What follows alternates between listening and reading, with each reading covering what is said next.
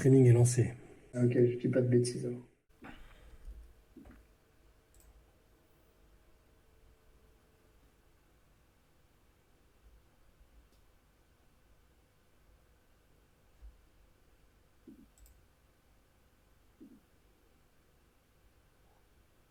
C'est parti, nous voici en direct pour la late session du mardi 1er août. Première late session du mois d'août après le premier CQFR ce matin du mois d'août. Que Et sans trop d'émotions. de retard d'ailleurs, hein. Incroyable. Comme quoi, quand Antoine n'est pas là, les souris dansent. Ah, Voilà. sans trop de retard, tu veux dire pour le début de la late session, c'est ça? C'est ça. C'est C'est ça. rare en vrai, 6 minutes. C'est vrai, c'est vrai. Mais bon, on va pas blâmer Antoine qui à chaque fois revient de l'entraînement en Allemagne, dans le froid, sans avoir mangé. Mais il sait que le peuple l'attend à chaque fois et il faut quand même lui reconnaître ça, tu vois. C'est vrai. Non, non, il se donne. Mais si je fais pas une vanne sur Antoine en début d'émission, c'est pas une vraie late session, donc C'est ça, malheureusement, je suis obligé. il occupe toujours nos pensées de là où il est en vacances. Que ses fans se rassurent, il sera évidemment de retour très prochainement, encore une fois, je le rappelle. Il n'est pas en fin de contrat, il n'est pas free agent, il sera bien avec nous dès que possible. Bon, Incroyable. comment ça va, Ben? Quoi de neuf à Rennes depuis ce matin? Eh ben écoute, ça va. Disons qu'il a plu à peu près toute la journée, donc c'est ni une surprise pour la Bretagne, ni un enchantement, j'ai envie de dire. Ouais, À part ça, voilà, actu comme toujours un peu plate, mais on s'habitue, on fait avec. Le temps gris, l'actu zéro, c'est légèrement déprimant. C'est pas exactement l'ambiance que j'espérais pendant un été avec des rumeurs de transfert de James Harden et de Damian Lillard, mais on s'en contente. C'est pas grave. très bien. Est-ce que les gens sont là dans le chat? Je vois qu'il y a un petit peu de monde déjà qui est là. Manifestez-vous, n'hésitez pas pour voir déjà si on nous entend bien, parce que comme vous le savez d'habitude, on aime bien savoir si le son passe bien vu nos antécédents en la matière. Clairement. Logiquement, ça va. Salut sur le tube. Sur le tube, qui j'ai l'impression qu'il est toujours le premier à commenter en ce moment, c'est le sprinter des laters. Faudrait noter à chaque fois. Ouais. Super, le son est bon, impeccable, merci. Ah, Et le chat fonctionne, mais tout marche. vous savez pas à quel point Incroyable. c'est émouvant de voir marquer le son est bon, alors qu'avant on mettait à peu près 17 minutes pour lancer ne serait-ce que le stream.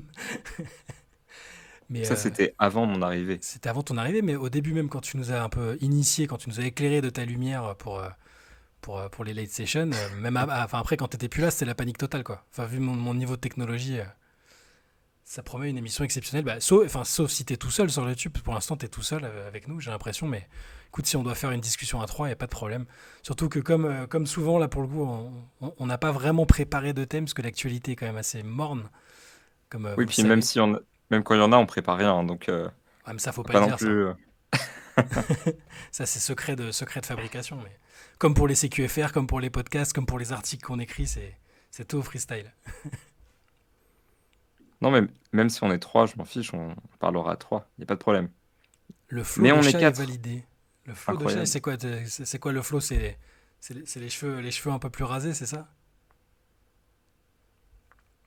Ah, merci Merci sur le beaucoup tube. sur le tube. Merci. Le concept a plu. Hein, concept, on le rappelle, qui nous est venu de la late session de la semaine dernière, ce fameux concept de matabilité des équipes que Simon Capelli-Velter nous avait suggéré. Il avait trouvé le thème. Et ouais, c'était cool à faire. C'était intéressant de ranger les équipes dans des catégories. Si vous n'avez pas vu le podcast, si vous ne l'avez pas écouté, je vous le recommande évidemment. Pouvez-vous aussi nous dire dans quelle catégorie vous rangez les équipes, les franchises NBA pour la reprise? À Mais quel point elles sont matables, à effectivement. quel point elles sont matables. On va rentrer la matabilité au Larousse. Un jour peut-être. Mais ouais, qui Incroyable. sait? Hakuna Matabilité, tout à fait. Et ça, Voilà. c'est une entrée fracassante d'Arius Miles. C'est assez magnifique. Mais ça, c'est incroyable. C'est vrai que moi, j'essaie de faire passer certains mots des fois pendant des mois. Prince Ali, par exemple, le surnom, je pense pas qu'il prendra un jour, tu vois, mais je vais persévérer quand même. La matabilité, c'est bon. On arrive, on sort un truc. Et grâce au génie de Simon et de cette traduction un peu bancale, on a créé un vrai concept. Et après, on va créer des concepts de concepts avec la One Man Matability. Voilà, vous pourrez. Petit spoiler, c'est l'une des catégories dans le podcast d'hier. Salut Yousli. Et du coup, bah, maintenant que ça se remplit, n'hésitez pas à nous dire de quoi vous voulez qu'on parle parce que on est des poupées pour l'instant inanimées. on peut déjà vous dire comment on occupe nos journées sans l'actualité, sans une actualité aussi intense que d'habitude. Benjamin a d'ailleurs écrit un article sur les activités, les idées pour passer le temps avant la reprise de la NBA, toujours lié au basket hein, évidemment, mais euh, il y a deux trucs que je capte pas du tout parce que j'ai regardé vite fait, mais apparemment ça cartonne, c'est les hoop grids et le pull. Si tu peux expliquer aux gens ce que c'est, bah, j'imagine que je suis le seul à pas vraiment connaître et à pas savoir de quoi il s'agit, hein, donc. Les upgrades en particulier, je trouve que ça prend beaucoup parce que c'est très partageable. En fait, le Polol, le principe est très simple. Je vais commencer par là parce que voilà. Moi, tous les jours, je me réveille le matin. Mon premier réflexe, c'est de faire un petit Polol et effectivement d'essayer de trouver un petit peu le joueur du jour. En fait, le principe est super facile. Ouais. Tu rentres un joueur un peu au pif. Après, on te dit est-ce que c'est la bonne conférence, la bonne division, la bonne équipe, le bon poste, tu as l'âge, la taille, etc. Plein de critères. En fait, tu as 8 possibilités pour essayer de deviner. Et plus tu avances, plus tu as d'indices, plus tu approches de ton joueur. Et moi, ça, j'adore. Et un petit peu le seul truc que je pourrais reprocher au jeu, en fait, c'est que du coup, il faut attendre 24 heures pour rejouer. Parce que tu as un Ah joueur par ouais. jour. Il y avait un truc Et comme ça pendant le confinement, je jouais pas mal au truc, les Wordle et les trucs comme ça, enfin, je sais plus comment ça s'appelle. Je me mais rappelle c'est plus le ça, nom du hein. truc. Ça, mais il y a un mot par jour et tout le monde se tape un peu pour le trouver en premier, mais ok, bah du J'ai fait coup, ça une période et puis j'ai découvert que ça existait en mode NBA et je ouais, me suis dit, bah, incroyable. Après, moi, j'arrive après la traîne parce que je me souviens qu'il y avait eu un petit peu un élan, un boost à un moment de Paul et tout, et que tout le monde y jouait. ouais, Moi, j'arrive après, mais je trouve ça trop marrant, donc je le recommande. J'ai fait celui d'aujourd'hui en 4 guesses pour ceux qui s'intéressent. bravo. Voilà, Peut-être qu'on en fera un en direct à l'occasion, hein. Mais mais avec plaisir. et Upgrades, donc juste j'ai vu la grille, j'ai vu des logos, j'ai vu des caractéristiques, j'ai rien compris et j'ai zappé. Voilà pour tout te dire. Bah, c'est un peu compliqué, enfin, c'est pas compliqué en soi, mais c'est compliqué quand tu vois le truc de vraiment comprendre. Euh, En fait, la upgrade, ce qui est marrant, c'est en fait, du coup, tu as une grille, effectivement. Là, tu vois, j'ai pris une grille. Je prends la grille du jour, par exemple. Ouais. Hop. Et donc, dans la grille du jour, par exemple, tu vois, t'as le Thunder d'un Mhm. côté, puis tu as les Kings, puis il y a à jouer pour exactement une franchise. Et en dessous, tu as les Mavericks, les Raptors et Kentucky. Ouais. Et du coup, tu as trouvé, par exemple, un joueur qui a joué aux Mavericks et au Thunder, un joueur qui a joué au Thunder et aux Raptors, donc admettons Serge Ibaka, un joueur qui a joué aux Kings et aux Mavericks, ensuite, enfin, et ainsi de suite, en fait. Ok. C'est-à-dire que toutes les lignes se croisent et tu cherches des gars qui font un petit peu la conjecture, Ok. sachant que du coup, tu peux mettre un mec une seule fois dans ta grille. Donc, par exemple, je sais pas si tu as un truc en mode Hall of Famer et un Mhm. mec qui a joué, je sais pas, aux Celtics et au Thunder, tu pourrais tenter de mettre Ray Allen. Sauf que du coup, si tu mets Ray Allen, tu pourras plus l'utiliser dans la case Hall of Fame. Ok. Ouais. Donc tu vois, enfin, c'est un petit peu le jeu. Et le but du jeu, en réalité, parce que deviner, c'est pas si compliqué que ça. Tu vois, on prend la grille du jour. Euh, je disais, par exemple, tu vois, OKC Toronto, Mhm. je sais plus ce que je dis, mais Serge Ibaka, je Ouais. pense que c'est ce que j'avais dit. Oui. C'est ça. Ou alors tu peux mettre pour les Mavericks et à jouer pour une franchise, tu peux mettre Dirk Nowitzki. Tu vois, là, je vais essayer Dirk pour les Mavericks. Mhm. En fait, 29% des joueurs ont donné cette réponse. Moi, ça me lance un score de 29%. En fait, l'objectif, c'est de trouver les réponses les plus obscures possibles Ok. euh, D'accord. en te disant, bah, justement, moins les joueurs citent un truc et moins tu as de pourcents, donc plus tu gagnes. Donc, c'est vachement marrant, mais on est vite tenté de tricher avec Basketball Référence. Ah bah ouais, Perso, forcément. je le fais pas parce que voilà, hein, je m'en fous. Euh, Moi, je partage pas sur Twitter ni rien, donc si je triche, c'est un peu triste parce que je triche pour moi-même. Mais il y a plein de gens, je pense, qui doivent un peu tricher. Et au contraire, il y a des gens qui connaissent beaucoup de choses Mhm. et qui peuvent flex un peu sur Twitter. Ça fait partie du fun de la chose, de pouvoir montrer un petit peu ta grille du jour avec des joueurs un peu originaux. C'est un jeu de Des fois, hipster tu en peux. fait. C'est ça. C'est ce que tu nous dis. C'est un jeu de hipster quoi. Bah, carrément, en fait, tu vois, je sais pas, tu peux. Les Français en particulier sont vachement bons, tu vois, parce que si tu trouves un petit Français qui est passé par deux, trois franchises. Ouais, je vois très euh, bien. Ouais, ça marche carrément bien et en fait, souvent, tu vois, moi, par exemple, c'est des joueurs qui sont passés par la NBA pendant peut-être 2 ans, Ouais. qui sont arrivés dans un transfert, qui ont joué peut-être une saison et demie entre deux franchises. Et je vais pouvoir les caler parce que je suis à fond sur l'actu. Il y en a d'autres, c'est plus de l'histoire. Tu vois, quand tu peux remonter vraiment loin dans l'histoire, généralement, tu es capable de citer des joueurs que les gens ont un peu oubliés. Donc c'est un peu, ouais, c'est un jeu de nerd, mais c'est vraiment, vraiment marrant. Et à la fin, tu sais, on te dit ta grille est meilleure que celle de, je sais pas, 50% des joueurs. Ok. Et en fait, ouais, le fun, c'est vraiment de composer une grille un peu originale, de te surprendre, de mobiliser tes, euh, tes connaissances basket. Donc, c'est assez fun. Et il y a une seule grille par jour, hein, c'est ça? C'est ça, tu as une grille par jour. Ok. À la différence que, du coup, enfin, moi, perso, je connais 3 sites de grilles différentes. Il y en a Mhm. peut-être plus encore. Et si jamais tu peux, sur le site principal, tu peux remonter de plus d'une semaine, je crois. Ah, même un mois, à ce que je vois. D'accord, donc tu peux Donc, t'en faire plus, tu peux t'en faire plusieurs, quoi. Ok. bah, ouais, quand j'ai découvert ça, parce que j'ai découvert tard aussi, j'ai passé une petite après-midi à jouer qu'à ça, en fait. D'accord. Je me laisserai peut-être tenter pendant mes vacances pour rattraper tout le retard. Bonsoir à tous ceux qui nous ont rejoints entre-temps pendant qu'on blablatait sur les grilles, pendant que Benjamin essaie de m'expliquer tant bien que mal le concept. Bonsoir NY Diog, NY Diog 93, Game Chocolat. Quito qui est malade, eh ben, rétablis-toi bien, écoute. Ouais, force à toi. On va Et essayer merci de. pour le Prime, Nidog. Merci Oh là là, beaucoup. j'ai volé la réplique d'Antoine Pimel. Merci Weidin, enfin bonsoir Weidin. Darius Melisbach nous dit: Je trouve au contraire que la situation d'Evan est inquiétante. Ah, je crois que ça doit être en réaction. C'était un commentaire qu'il y avait peut-être sur le CQFR ou dans un des articles certainement, un peu d'hier contre la Tunisie. Ben, je sais pas, dans le commentaire auquel j'ai répondu sur YouTube, enfin, la personne disait que c'était presque pas anormal, mais que c'était peut-être pas forcément une bonne idée de l'avoir même sélectionné en équipe de France. Donc j'étais un peu étonné parce que euh, je peux comprendre. Enfin, il a quasiment pas. C'est une saison quasi blanche, mais on parle pas d'un joueur on parle d'un joueur qui est quand même super important en équipe de France sur toutes les compètes qu'il a joué récemment. C'est la première vraie saison blanche de sa carrière. Bon, je pense que je dis pas qu'il doit pas peut-être avoir un temps de jeu adapté, le temps de retrouver ses jambes, mais ne pas le sélectionner, ça me semblait un peu sévère, quoi. Alors certes, Puis on a t'as le un motif vivier. de la saison blanche aussi, hein. Oui, C'est pas voilà, un joueur qui a passé c'est la saison ça, blessé, c'est ça. il s'est entraîné, etc. Alors que être inquiet de son niveau, c'est possible. Peut-être qu'il va pas du tout retrouver son meilleur niveau, que ça va être une compète compliquée pour lui, mais ne pas le sélectionner, ça me semblait un petit peu compliqué, quoi. Et inquiétant peut-être. Enfin, je trouve pas inquiétant qu'il galère un peu sur un premier match de reprise où il n'y a pas un énorme enjeu et où le but c'est justement juste de se dérouiller les jambes alors que le gars a juste chauffé le banc d'Enix pendant toute une saison, quoi. Mais bon, Hmm. ça, on le verra en situation, hein, mais je pense que pour atteindre l'objectif, il faut il faut qu'Evan Fournier soit un minimum correct, quoi, qu'il soit au moins à 70% de ses capacités, sinon ça va être compliqué. Ouais, puis je pense que Vincent Collet, c'est pas non plus le genre de sélectionneur à le garder dans le starting five si ça marche pas, à lui donner vraiment des minutes conséquentes s'il trouve pas le rythme.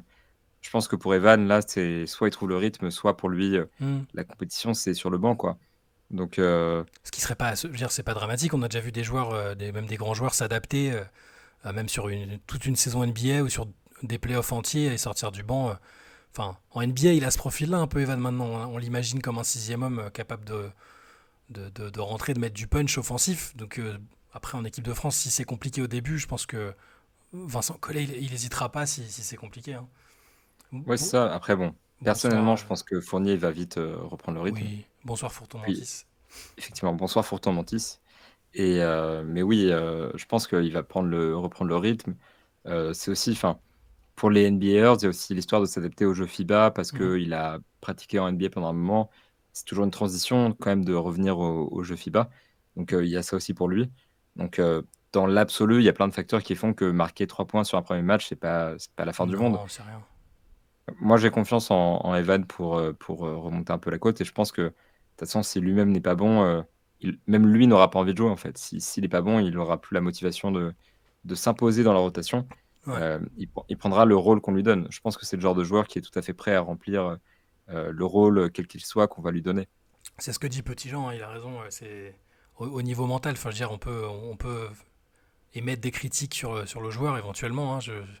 On parle parfois de sa défense, tout ça, mais c'est au niveau mental, il est quand même très très solide. Mm. Ça, il n'y a aucun souci. Moi, je pense qu'il va arriver avec une fin de fou sur la compète. Donc, bon, moi, je suis pas inquiet en tout cas. Enfin, c'est pas le moment de s'inquiéter. Si à la toute fin de la prépa, il galère encore et qu'on se pose des questions, qu'on perd des matchs contre les équipes, je sais pas, il y a la Lituanie, le Japon, là, on en a parlé ce matin encore, mais si on perd des matchs ou que c'est compliqué et qu'il n'arrive pas bah, retrouver ce rythme, là, ouais, là, faudra peut-être penser à faire autre chose. Il y a du monde, mais voilà quoi. Et oui, Salut, pas de tasse aujourd'hui, mais la petite bouteille directement, carrément. Ah salut ouais, j'ai soif. Jublitz. Salut Jublitz qui est un fidèle aussi, qui commande souvent. Merci à toi. Et après, en ce qui concerne l'avenir d'Evan, petit Jean, par rapport à ce truc de peut-être en Europe, Hmm.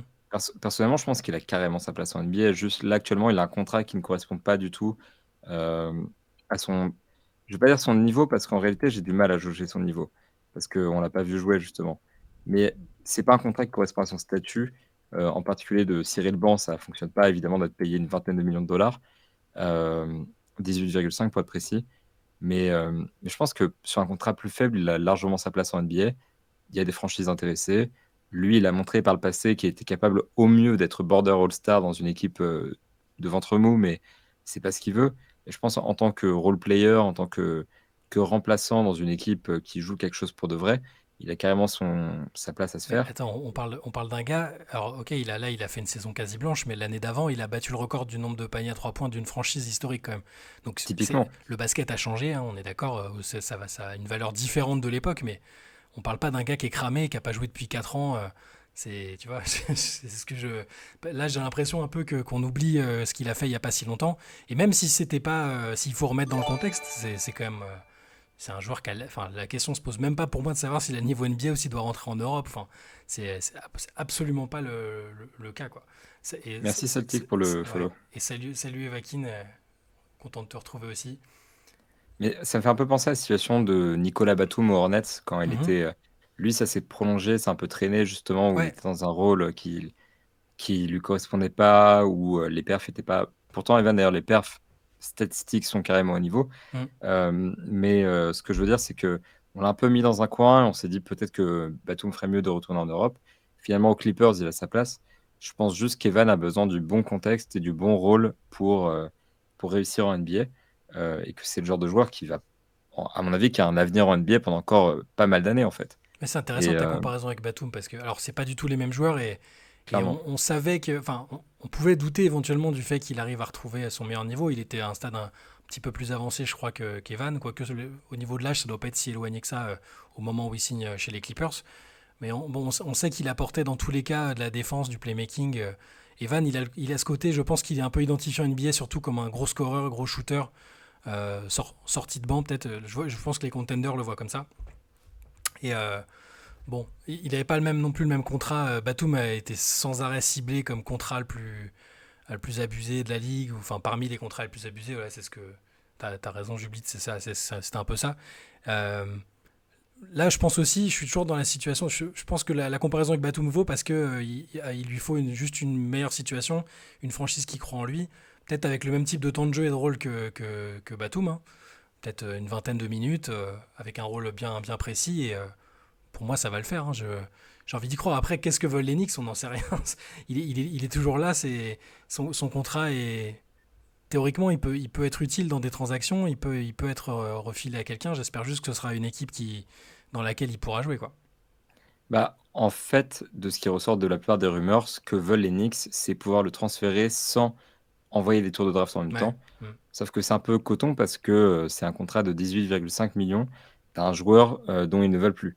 Donc concrètement, ce qu'ils demandent à notre équipe, c'est de récupérer le salaire d'un joueur qui pour eux est un poids mort. Evan Fournier n'est pas un poids mort en NBA, mais dans le projet d'Enix et vu le rôle qu'il lui donne, ça l'est dans leur salary cap. Donc en fait, le transfert est quasiment impossible à matérialiser. Ouais. Maintenant, je pense qu'il y aura plus de pistes en septembre, par exemple. On a beaucoup parlé de la piste Spurs. Actuellement, c'est quasiment impossible parce qu'il faudrait transférer des joueurs très spécifiques du style Doug McDermott plus, j'ai pas en tête exactement qui ils ont d'autres en vétéran qui a pas signé récemment, qui a pas été trade récemment, mais j'avais réussi à monter un trade viable. Mais par contre, au mois de septembre, ils pourront par exemple envoyer Reggie Bullock et Cameron Payne à New York contre Evan Fournier, ce qui ressemble pour moi à un trade plutôt cohérent et dans lequel New York n'enverrait pas forcément de tour de draft pour récupérer euh, pour bazarder le contrat de Fournier. Mm. Donc, je pense qu'en septembre, quand les Spurs, notamment, et d'autres franchises vont pouvoir commencer à rebouger un petit peu, c'est peut-être là qu'on va voir un trade de Fournier. Ah, mais là, je vois.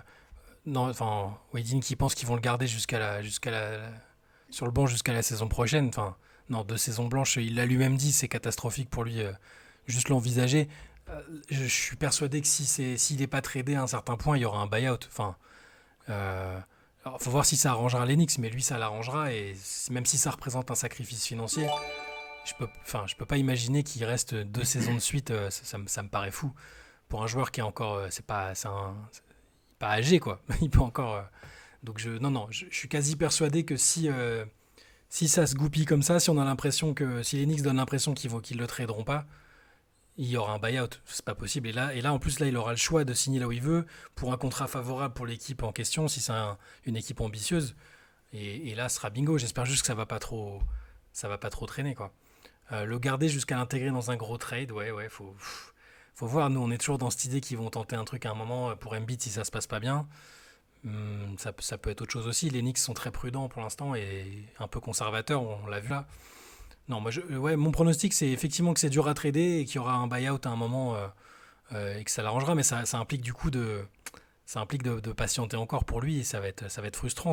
T'as raison, c'est une année olympique et on sait à quel point c'est important pour lui de jouer en équipe de France. Alors, je te le dis même pas pour des Jeux Olympiques à Paris. Donc, Ouais, clairement. je lui souhaite un trade rapide et sinon un buyout pas trop tardif, quoi. Ouais, clairement, je pense que, admettons même qu'il soit transféré à un moment, c'est pas dit qu'il soit pas transféré dans une équipe qui veut pas forcément de lui et qui est le buy-out à ce moment-là. Donc, Possible, je pense que ouais. fatalement, soit il aura du temps de jeu, soit il aura une nouvelle équipe après la trade deadline. Moi, c'est comme ça que je vois. Et je suis même optimiste pour qu'il y ait un trade, comme je disais avant, en septembre. Après, c'est vrai que c'est un contrat qui est pratique pour les gros trades. Maintenant, par exemple, si les Knicks veulent Joel Embiid, il va falloir mettre mieux Kevin Fournier dans l'équation. Ouais. Et je suis pas sûr que ça fonctionne parce que qu'est-ce qu'ils vont envoyer, tu vois. Bon, je pense pas que les Knicks soient une vraie menace en fait pour Joel Embiid. Hmm. Et en fait, il faudrait tellement de jeunes, vu la qualité de leurs jeunes, entre guillemets, ils n'ont pas de superstar en devenir ou quoi que ce soit. Il faudrait tellement de jeunes accumulés que le contrat d'Evan Fournier servirait sans doute à rien. Donc, moi, je pense que Fournier, soit va être trade, admettons, dans un gros trade, mais bazardé dans une troisième franchise avec des pics, soit qui sera trade en septembre ou à la deadline, dans un transfert où les Knicks récupèrent des vétérans qu'ils ont envie de faire jouer Ouais. et où une équipe récupère Fournier pour le faire jouer un petit peu. Trade Moi, pour c'est Kylian, mon pronostic. trade pour Kylian Hayes aussi, on nous dit. Ouais, il y a eu des rumeurs avec Dallas notamment à un moment, mais lui, c'est plutôt que ça a l'air bouché sur son poste, enfin qu'il y a beaucoup de monde sur son poste. Mais pareil, je suis pas inquiet, j'ai l'impression qu'il aura encore une chance de montrer qu'il valait cette place-là à la draft. Et c'est pas encore. Je lis souvent des c'est mort, enfin, c'est flingué, il s'est pas vraiment imposé à Détroit. Alors c'est ni vrai ni faux en fait, c'est-à-dire que je trouve il y a plein de choses sur lesquelles il a montré qu'il était digne de la confiance qui a été placée en lui parce que quand tu regardes, c'était pas l'équipe la plus kiffante à regarder clairement, hein. Les Pistons, c'était compliqué, mais moi, il y a des matchs où je l'ai vu faire des 10 passes, 11 passes, faire de la grosse défense. Le seul vrai gros problème, c'est toujours que c'est cata sur la finition au tir. Ça, c'est terrible et c'est ce qu'on voit le plus forcément. Et les gens qui regardent pas les matchs, ils regardent les box scores et c'est à peine s'ils regardent le nombre de passes, le nombre d'interceptions, le plus-minus. Bon, alors quand tu joues dans une équipe pourrie, comme c'était le cas de Détroit l'année dernière, bah c'est sûr que c'est ce qui ressort. Ils vont voir 1 sur 11, 1 sur 9. 8 points, 5 passes, pour eux c'est un match catastrophique, mais je pense vraiment qu'il aura encore l'occasion de montrer qu'il a largement sa place en NBA. Et pareil, ça va dépendre du contexte, du scénario, de l'équipe qui le récupérera.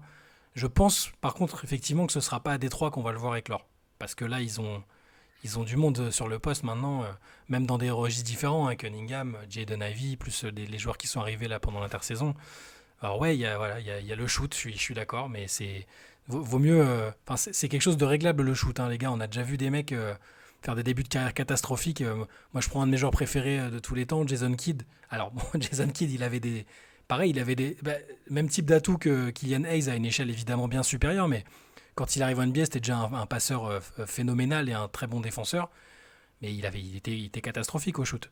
Et c'est devenu un des shooters les plus prolifiques de tous les temps en NBA, alors parce qu'il a beaucoup joué, mais donc pour moi c'est pas du tout mort. Il y a encore de l'espoir. Il faut qu'il travaille, il faut qu'il trouve le bon contexte. Mais voilà. Moi, je veux bien croire que peut-être avec un nouveau coach, ça peut se débloquer un peu avec avec l'arrivée de Monty Williams. Mais en fait, il part de tellement loin pour son shoot que je Mm. sais pas si un jour il pourra vraiment le régler tant que ça. Parce que c'est vrai que quand tu regardes les stats, c'est dramatique. Mhm. Après, c'est vrai que cette année au Pistons, il avait un rôle, mine de rien, assez important, où en fait, c'était quasiment, enfin, déjà, c'était lui l'initiateur principal de l'équipe. Euh, Derrière ça, bah, c'était lui un des principaux joueurs offensifs. Il est clairement pas taillé pour ça. On l'a vu avec lui, l'attaque des Pistons, c'était catastrophique. Je manque de mots pour vraiment. Statistiquement, Kylian Hayes cette année en attaque, c'était dramatique. Maintenant, c'est vrai que en fait, c'est pas juste un joueur qui était attendu sur ce plan-là et qui a pas de shoot ou quoi que ce soit. C'est un joueur qui était attendu aussi sur d'autres choses et qui a confirmé dans le playmaking, dans la défense, etc. Et je veux bien croire que s'il arrive à régler ne serait-ce qu'un peu son shoot, il peut se battre pour une place en NBA. Maintenant, c'est vraiment des gros efforts. Et dans la situation des Pistons, je pense qu'il y a un trade qui est plutôt cohérent. Parce que quand tu regardes un petit peu l'effectif, il y a 10 guards dans l'effectif qui représentent un peu plus de 50% du salary cap. Bon, après, Joe Harris en prend 15% à peu près, donc ça plombe un peu les choses. Mais Mhm. ne serait-ce qu'à la main, Kate Cunningham, Monte Morris, Marcus Sasser qui vient de drafter, risque de passer, peut-être pas Marcus Sasser, mais devant lui dans la rotation. Ah, Et derrière, sur le, j'avais zappé qu'il y avait Montemoris aussi. bah oui, Excellent. il y a des vétérans. Et puis Mm. même sur le poste 2, tu vois, il va y avoir des mecs qui vont se battre. Bah, déjà, Jaden Ivey et Other Thompson qui vont sans doute jouer 2 et 3, alors que de base, Other est plutôt un 2. Pareil, derrière, va falloir qu'elle ait Alec Burks qui est toujours dans l'effectif. Donc en fait, la rotation chez les guards, elle est, euh, elle est assez ouf. Et je me demande s'ils vont pas essayer de faire jouer un peu Joe Harris au cas où il serait bon et Mhm. qu'il pourrait le transférer à la deadline. Après, il peut jouer poste 3, voire il a joué poste 4 parfois. Mais on arrive quand même sur une rotation qui, en termes de guards, est vraiment compliquée. Et surtout, c'est des jeunes guards qui sont pas tous de très bons shooters, qui ont besoin de s'ajuster à la NBA. Donc, je pense qu'ils sont plus partis pour faire un mix entre les jeunes qui doivent se développer et les vétérans qui vont les encadrer Ouais. et un peu aussi apporter de la constance dans le jeu.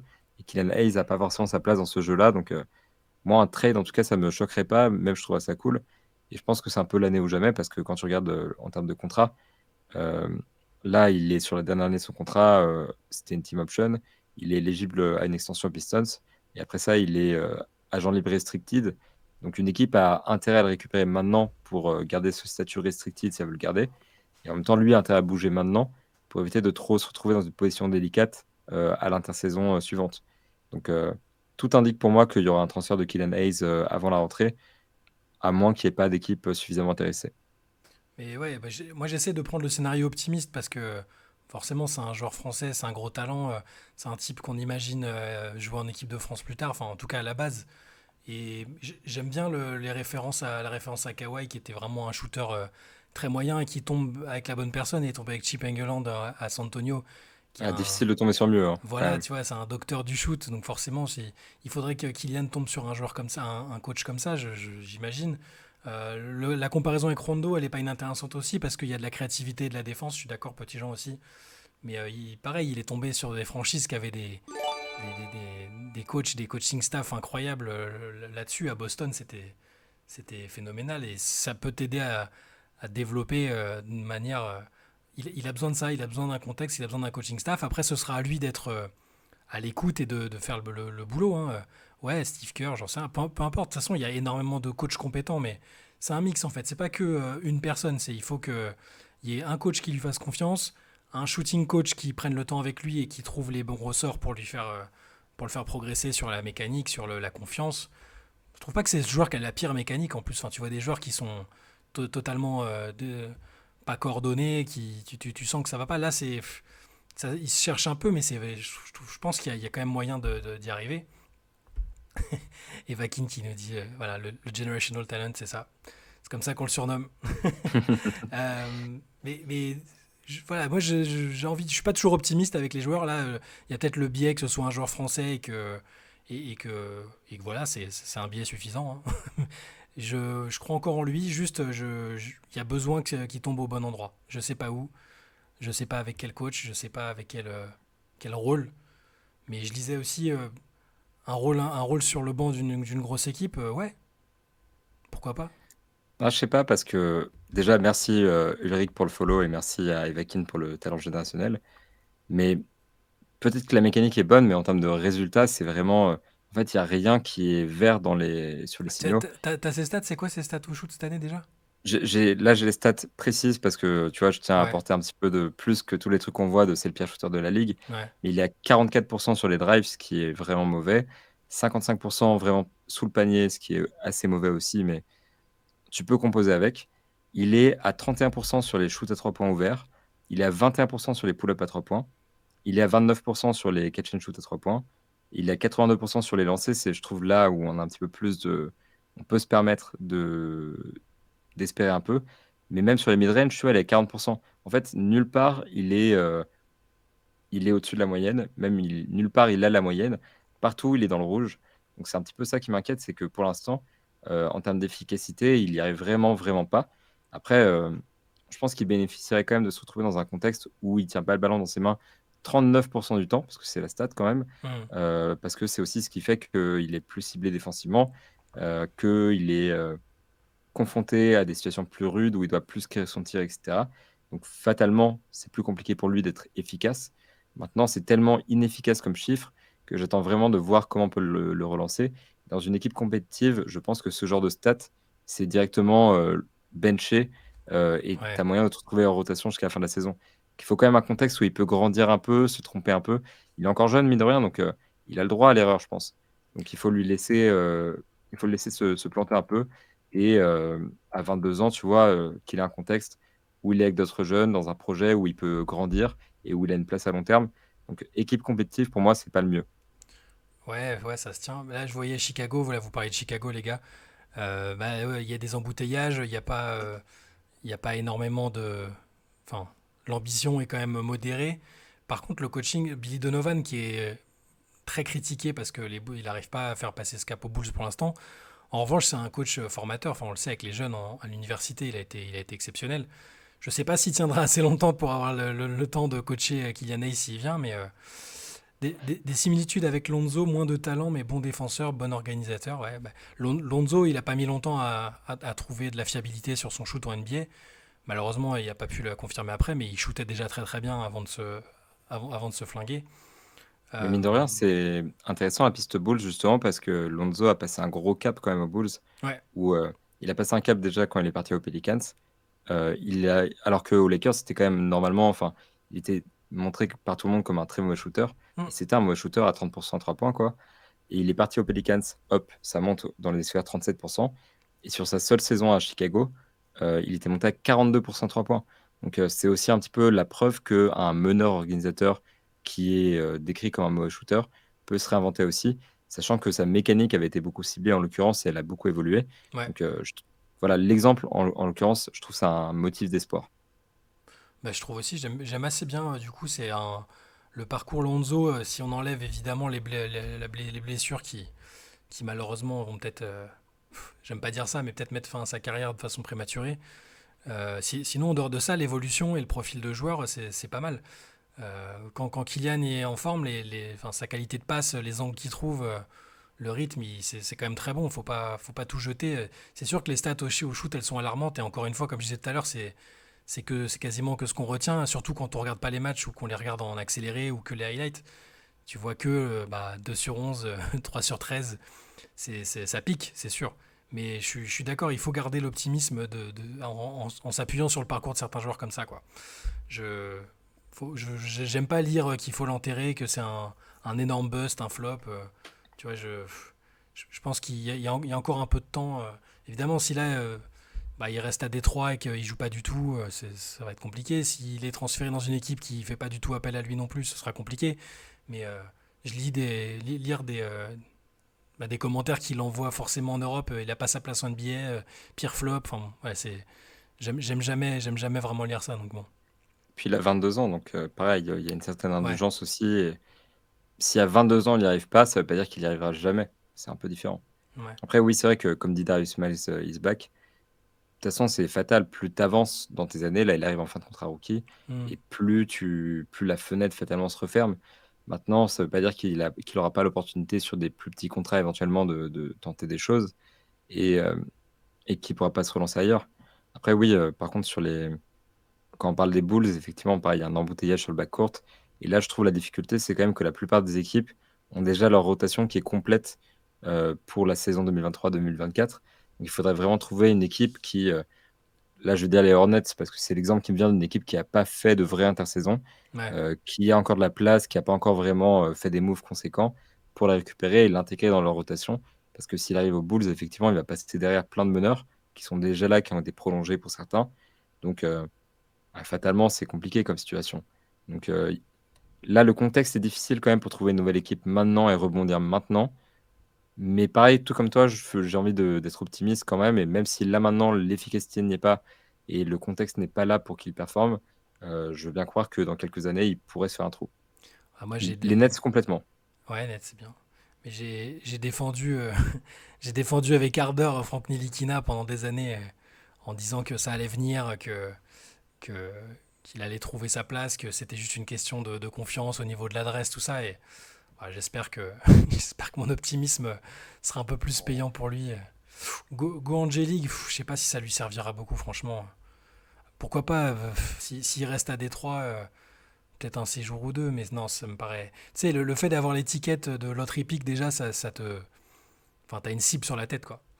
C'est ça le truc, c'est que tout le monde va. Il y a des gens qui ont engagé leur crédibilité en le plaçant très très haut dans des mock drafts. Il y a des GM qui l'ont. Ouais, un GM qui l'a drafté très haut. Ça va avec, à mon avis. C'est dur de. Un joueur comme ça redescendre en G-League sans qu'il y ait une raison particulière comme une longue blessure et qu'il puisse. Que ce soit un moyen pour lui de revenir, mais. Ouais, je. Je sais pas quelle destination. J'ai pas de destination vraiment préférée en tête. Brooklyn, c'est bien, j'aime bien. Dallas aussi, hein, d'ailleurs, dans les rumeurs qui étaient évoquées, Ouais. où ça manque quand même en sortie de banc de connecteurs, de défense, beaucoup. Hmm. Je pense qu'il aura peut-être une carte à jouer. Donc, si c'est Dallas, pourquoi pas? Je pense qu'il a peut-être une épingle à tirer du jeu. Est-ce qu'ils ont pas déjà pris Dante Exum dans ce registre-là? À voir si Dante Exum fonctionne forcément, parce que pour l'instant, on l'a jamais vraiment vu performer en NBA. Alors oui, là, ce qu'il montre en Euroleague, c'est assez Hmm. exceptionnel. Enfin, ce qu'il montrait du coup. Mais je sais pas, je me demande si Hayes n'est pas quand même un profil plus adapté, euh, ne serait-ce que pour ce rôle de connecteur, justement. Ouais. Donc, j'aimerais bien voir quand même ce que ça donnerait. Après, voilà, quand on parle des Mavericks dans les rumeurs, en fait, les Mavericks sont pas intéressés par Killian Hayes.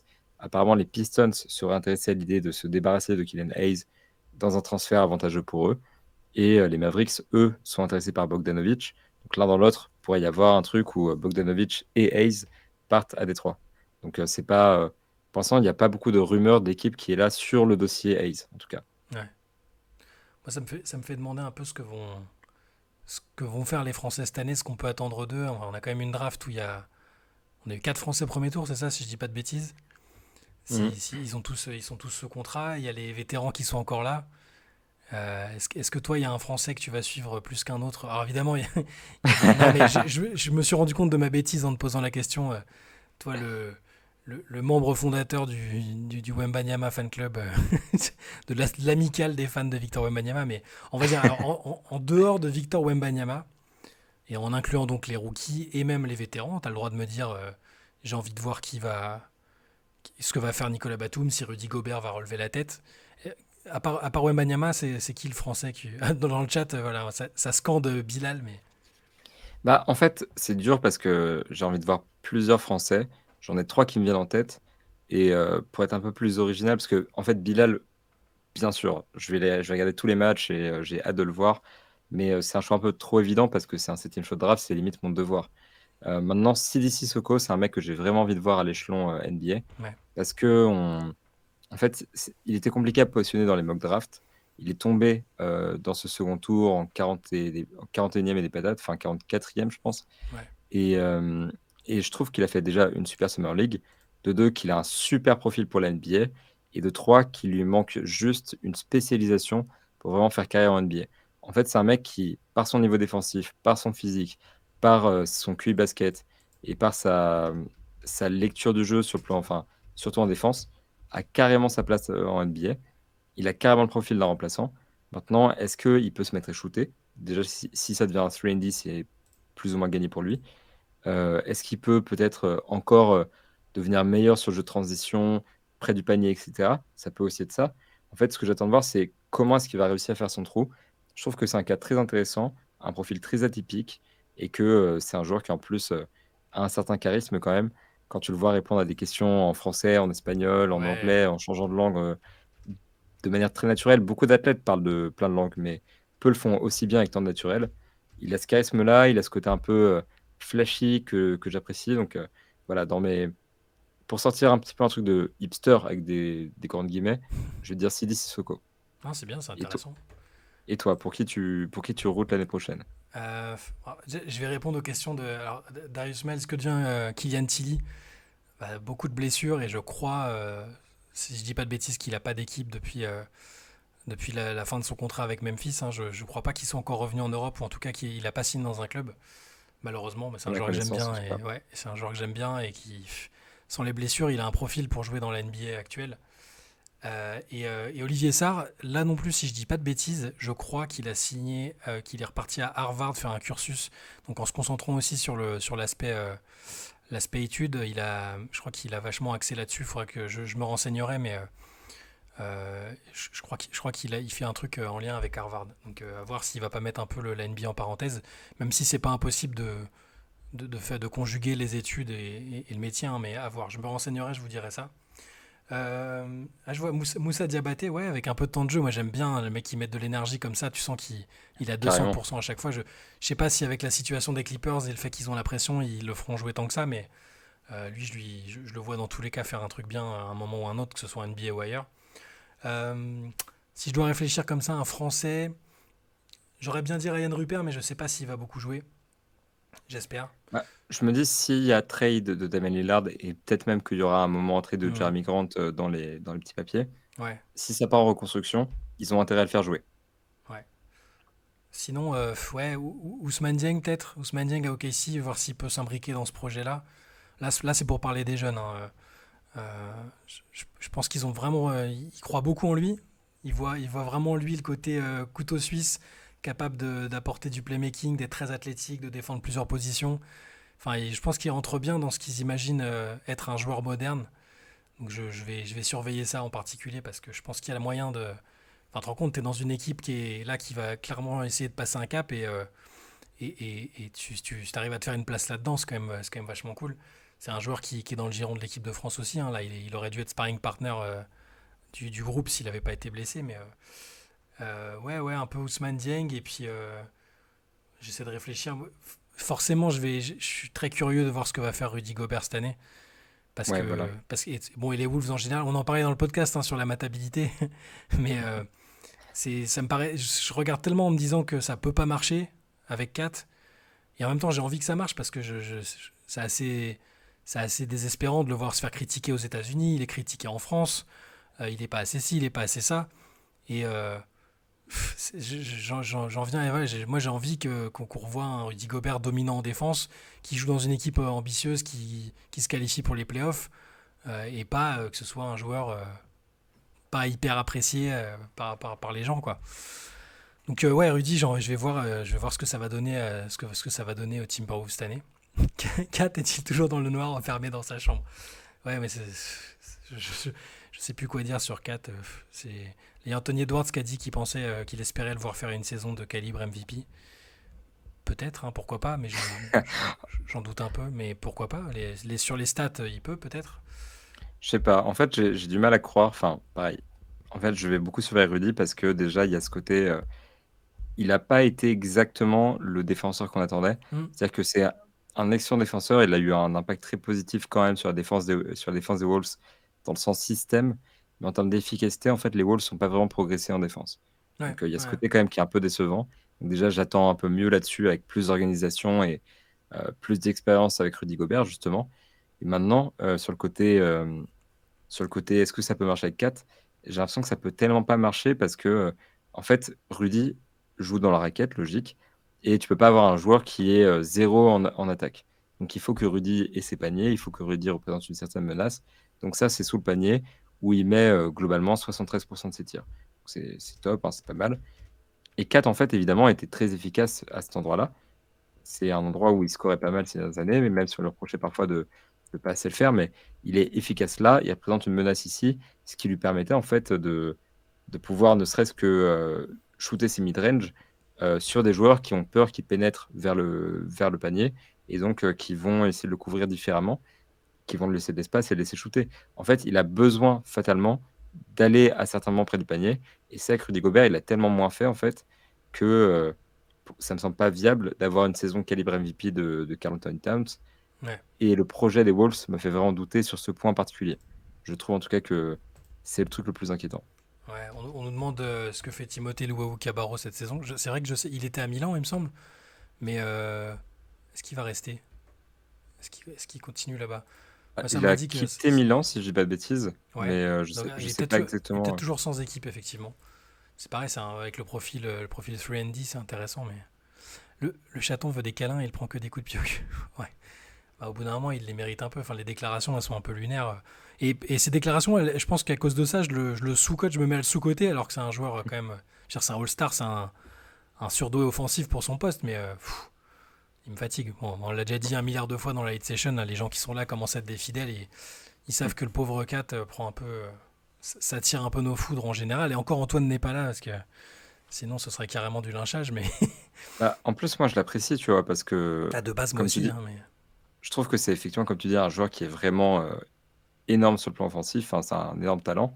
Et en fait, quand il disait je suis le meilleur big man shooter de l'histoire, moi, je me suis posé la question, tu vois. Et il y a Dirk, tu vois, mais c'est pas exactement le même profil. Et justement, ce truc fascinant avec Kat, c'était qu'il puisse être efficace au poste et avec le ballon derrière l'arc. Et vraiment, pour un shooter à 3 points en tant que pivot, c'est énorme. Faut se dire, c'est un mec qui a 40% à 3 points en catch and shoot et Hmm. qui peut tirer à 37% en pull-up, quoi. Donc, ouais, c'est lunaire comme stat pour un big man. Et il le fait avec une mécanique, avec une fluidité qui est impressionnante. En saison Il a régulière. des, oui, voilà, c'est ça. Il a des mains en or. Maintenant, la question, c'est est-ce qu'il peut s'en servir correctement? Est-ce qu'il peut arrêter de se balader partout en disant, regardez, j'ai des mains en or. Tu vois, c'est Hmm. effectivement, moi, je commence à lui rentrer dedans aussi parce que fatalement, quand on l'observe sous le prisme de je suis le meilleur big man shooter, bah, du coup, j'ai pas envie de. C'est plus intéressant d'essayer de lui prouver qu'il a tort. Et pareil, quand il dit j'ai changé la NBA, j'ai pas envie de juste platement dire oui, j'ai envie de montrer qu'il a tort. En fait, plus il est arrogant et plus j'ai envie d'aller contre lui, tu vois. Donc, il se rend pas service Ah, mais médiatiquement. c'est le côté théâtral. Je veux dire, quand j'ai vu les. Je sais quoi, c'est quoi, quand il a vu les Nuggets gagner, je me suis enfermé chez moi. Enfin, j'ai fermé les volets, je parlais à personne. Enfin, tu sais, surjouer le côté compétiteur. Enfin, on a compris, tout le monde est dans la Mamba mentality. Bon, on a compris, il n'y a pas de souci. Oui, petit Jean, oui, bien sûr. Non, mais enfin, c'est dramatique ce qu'il a vécu. Il n'a pas perdu que sa mère, il a perdu plein de membres de sa famille et il aurait tout le droit du monde de partir en dépression, de plus vouloir jouer au basket. Enfin, il y a plein de bonnes raisons. Moi, sur le coup, j'ai vraiment eu énormément d'empathie pour lui. C'est juste après, sur le plan du jeu, si on doit analyser strictement le basket et strictement les déclarations liées au basket, je le trouve perché au-delà des stats qu'il propose en saison régulière, qui sont énormes quand il joue, quand il n'est pas blessé. L'année dernière, il a été blessé, mais celle d'avant, c'est celle lors de laquelle il a déclaré que c'était le meilleur big man shooter. Il était énorme, pas de souci. Mais en playoff, il disparaît, il se met à jouer de manière.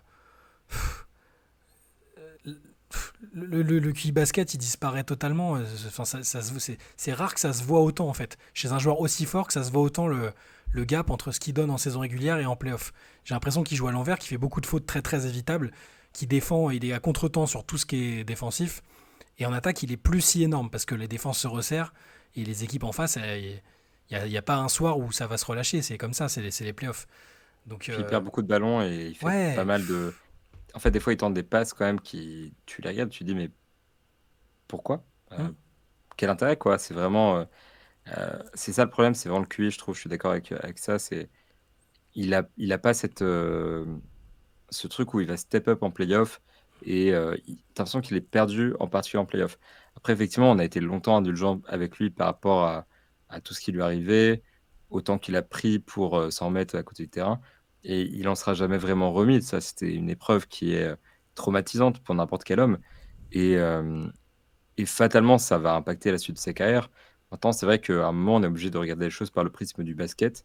Et par le prisme du basket, et ben, voilà, il y a des problèmes. C'est Je sais pas de pas la s'il est teubé bêtise. parce que Non, c'est pas de la bêtise. Moi, j'allais dire que c'est justement. Parce qu'il faut bien distinguer le QI basket du QI en dehors, hein, évidemment, ça n'a rien à voir. T'as des très très grands sportifs qui ont l'air d'être parfaitement débiles en dehors. Le meilleur exemple, c'est pas dans le basket, c'est la parenthèse football, mais Allez, Voilà, je savais que comme tu par attendais ça. hasard. Je savais que tu attendais ça avec impatience. Tu prends Franck Ribéry. Voilà, je prends l'exemple d'un joueur que tu connais forcément. Franck Ribéry en dehors, il a été moqué pour son vocabulaire, le fait qu'il ait l'air un peu brut de décoffrage et pas très futé. Sur le terrain, par contre, c'était un joueur de foot d'une intelligence dans tout ce qu'il faisait. C'était le geste juste, la passe au bon moment, la frappe au bon moment, le dribble dans le bon timing. Et ben, Kat, c'est un joueur extrêmement intelligent en dehors, qui est très éloquent. Quand il parle, c'est. Bon, là, je parle pas de la teneur, mais la façon dont il s'exprime, c'est un type qui est relativement cultivé. Mais sur le terrain, par contre, il n'y a pas la fameuse intelligence, le QI basket, en tout cas au niveau playoff, parce que ça se sent moins en saison régulière. Les stats, elles sont énormes. Je vais pas t'apprendre ça à toi, qui adore les stats et qui considère qu'elles sont importantes, hein. Mais en playoff, même si les stats, voilà, je lisais un peu plus haut, il est en double-double, ça, on pourrait trouver ça correct, hein. Mais juste, quand on regarde les matchs, c'est hyper décevant. Et ça, du coup, ça justifie pas que derrière, ils nous fassent comme si ce qu'ils avaient accompli, c'était phénoménal, qu'il avait changé le jeu et qu'il pensait qu'il y avait des enfants qui allaient venir le remercier pour leur avoir permis de jouer parce qu'ils l'ont vu jouer et s'imposer en NBA. Enfin, je sais pas. C'est pas du tout de la bêtise, je pense. C'est une sorte de déconnexion. Tu sais, il y a des gens qui sont déconnectés du réel. Peut-être que lui, il écoute principalement les gens qui lui font des compliments et qui lui disent t'es le meilleur, c'était vraiment le meilleur big man shooter, tu vas changer le jeu. Il y a vraiment des gens, je pense, qui lui ont dit tu m'as inspiré. Mais par contre, c'est en déconnexion avec. Il a peut-être coupé, peut-être après tout ce qui lui est arrivé, il a peut-être coupé tout ce qui était négatif et il s'est concentré sur le positif. C'est une approche qui peut s'entendre, hein. Mais ouais, moi, c'est de la déconnexion, c'est pas du tout de la bêtise. Tu vois, on voit, il a pas fait de trucs ultra débiles. Je sais pas, avec des armes à feu, de la drogue, j'en À, sais rien, à tout hasard. à tout hasard, parce que ça, c'est un peu de la bêtise quand tu t'es pas dans t'es pas dans une situation où tu as besoin d'armes à feu, a priori. Et... Bref, ouais, on va pas revenir sur Ja Morant, il sera bien le temps d'en parler plus tard dans la Ah, saison, je pense. je pensais que tu parlais d'Amir Kofi parce que Amir Kofi qui était qui a été pris par qui- la patrouille. exactement qui a été arrêté ce lundi pour possession d'armes à feu dissimulées. Donc voilà, ça arrive aussi. Mais non, mais oui, c'est vrai que Kat, c'est plus un côté à la Draymond Green un petit peu, tu vois, où hors du terrain, il a tendance à se faire entendre parce qu'il a des takes un petit peu, on va dire, audacieuses, Mhm. qui peuvent parfois sembler un petit peu lunaires, mais voilà. Après, la différence, c'est que Draymond Green, il a des bagues de champion Et puis pour il a un gigantesque QI basket, Draymond Green. clairement, clairement. Et en dehors, il est pas bête, il est juste un peu, comment dire. Oui, il parle juste fort, c'est tout. Ouais, il est dans la provoque quasi permanente, mais on l'a dit dans le podcast qu'on a fait sur Draymond Green avec Théo, on s'est concentré sur lui. C'est un mec qui est extrêmement intéressant quand il sort de son rôle de troll, justement. Quand il est analyste à la télé, moi je le trouve super intéressant et j'apprends toujours des choses quand il Complètement. décrypte les actions. Quand il parle de choses plus personnelles, je le trouve aussi extrêmement intéressant sur la paternité, tout ce qu'il y avait autour de Kobe. Euh, je le trouve très intéressant. Lui, il est plus dans une posture et dans un rôle, mais il est ni débile en dehors, ni débile sur le terrain. Et il est même exactement l'inverse de quelqu'un de débile sur le terrain. Son intelligence et sa lecture de jeu, ça compense les qualités athlétiques qu'il n'a pas par rapport à d'autres. euh, et les qualités de dribble, tout ça. Enfin, c'est un mec qui fonctionne pour le coup essentiellement avec le cerveau. Mais je sais plus pourquoi on était parti sur Draymond Green. Il C'est y parce avait qu'on parle. Amir Kofi et son flingue, c'est ça. Je sais plus, non, c'était plus par rapport à la comparaison avec Kat Ouais. et l'aspect comment est-ce qu'on doit dissocier le mec en dehors du mec sur le terrain, etc. Hmm. Mais je pense qu'on va pas s'éterniser sur Kat parce que effectivement, comme en fait, on le fait souvent. Et tout à l'heure, d'ailleurs, Janisser a lâché un je milite pour que Kat soit transféré aux Sixers pour avoir une late session d'anthologie. Je pense que ce Putain. serait assez épique. Même si je dois encore une fois rappeler que moi, les Sixers, j'ai rien contre eux, Mais moi non c'est plus. purement le problème de Shai et Ah, d'Antoine. salaud. Mais moi non plus. Enfin, j'ai pas. Si, j'ai un problème avec le fait que ça explose en vol à chaque fois, alors qu'il y a ce qu'il faut, qu'Embiid a le potentiel pour être tout ce qu'il veut et que c'est compliqué. Mais c'est pareil, on en revient à chaque late session, c'est la même chose, mais c'est la culture de Là, l'excuse c'est qu'il y a moi avec qui Doc lance Rivers. quasiment volontaire, hein, Voilà, tu remets une pièce dans la machine, mais euh, j'ai rien. Je veux dire, n'importe quelle équipe, si elle travaille bien, qu'il y a des joueurs attachants, des projets bien identifiés, des storylines cool à suivre, j'ai aucune franchise que j'aime pas. Et les Sixers, c'est juste que ça fait quelques années que ça se répète un peu. De base, je suis pas fan. Sans doute, contrairement à toi, le concept du process, bah, Ça m'a un peu. Ah oui. Toi, c'est une approche que tu comprends. Et Bah, je- bien sûr, j'adore ça. voilà. Ben, ça, plus bah, le management. En plus, ils n'ont pas assumé le process jusqu'au bout, hein. Sam Hinkie a été sacrifié sur l'autel de la compétitivité. Mm. Euh, Ça, plus après, tout ce qu'il y avait eu avec Colangelo, le fait de dénigrer les joueurs avec Ah ouais. des burner accounts. Bon, Joel Embiid, qui est un joueur aussi fort qu'il est un leader pour l'instant, pas encore à la hauteur. Et puis, oui, toujours pareil, les sorties dans la presse, tout ça. C'est ça qui fait que j'ai un peu de mal avec les Sixers, mais c'est circonstanciel, c'est périodique. Moi, j'ai adoré les Sixers d'Iverson et il y a d'autres années où j'ai adoré les Sixers. Donc, voilà, t'as remis une pièce dans le jukebox. Bravo à toi. Moi, j'avoue quand même, mine de rien, j'ai un petit problème avec les Sixers. C'est juste l'aspect, en fait, le process, c'est une approche que je comprends effectivement Hmm. et que je trouve cohérente. À partir du moment où la NBA dit on va récompenser les équipes les plus médiocres, je trouve que le tanking a sa place en NBA et que c'est une stratégie intelligente de chercher à perdre pour accumuler les talents, les assets, les picks, etc. Ça, je le dis quasiment à chaque late. Je trouve que c'est une stratégie déjà qui fonctionne et la preuve, aujourd'hui, on a des équipes qui ont été construites comme ça, qui vont en finale NBA. Je pense aux Celtics, par exemple. Euh, les reconstructions fonctionnent. Le process, c'est l'idée de pousser ça jusqu'au bout. Et moi, j'ai envie de dire, pourquoi pas? Maintenant, la question, c'est où est-ce que c'est les amener quand tu vois vraiment leur choix de draft. C'est-à-dire que Joel Embiid, c'est un choix qui est super convaincant. Hmm. Euh, il y a eu des choix intéressants hors process comme Tyrese Maxey, mais quand tu remontes un peu, il y a plein de mecs, Markel Fultz, pour des raisons physiques, ça marche pas. Ben Simmons, ok, c'est pour des raisons pareilles, mentales, circonstancielles, etc., mais ça marche pas. Jalil Okafor, ils font bouger, alors Ouais. qu'ils l'ont choisi en 3.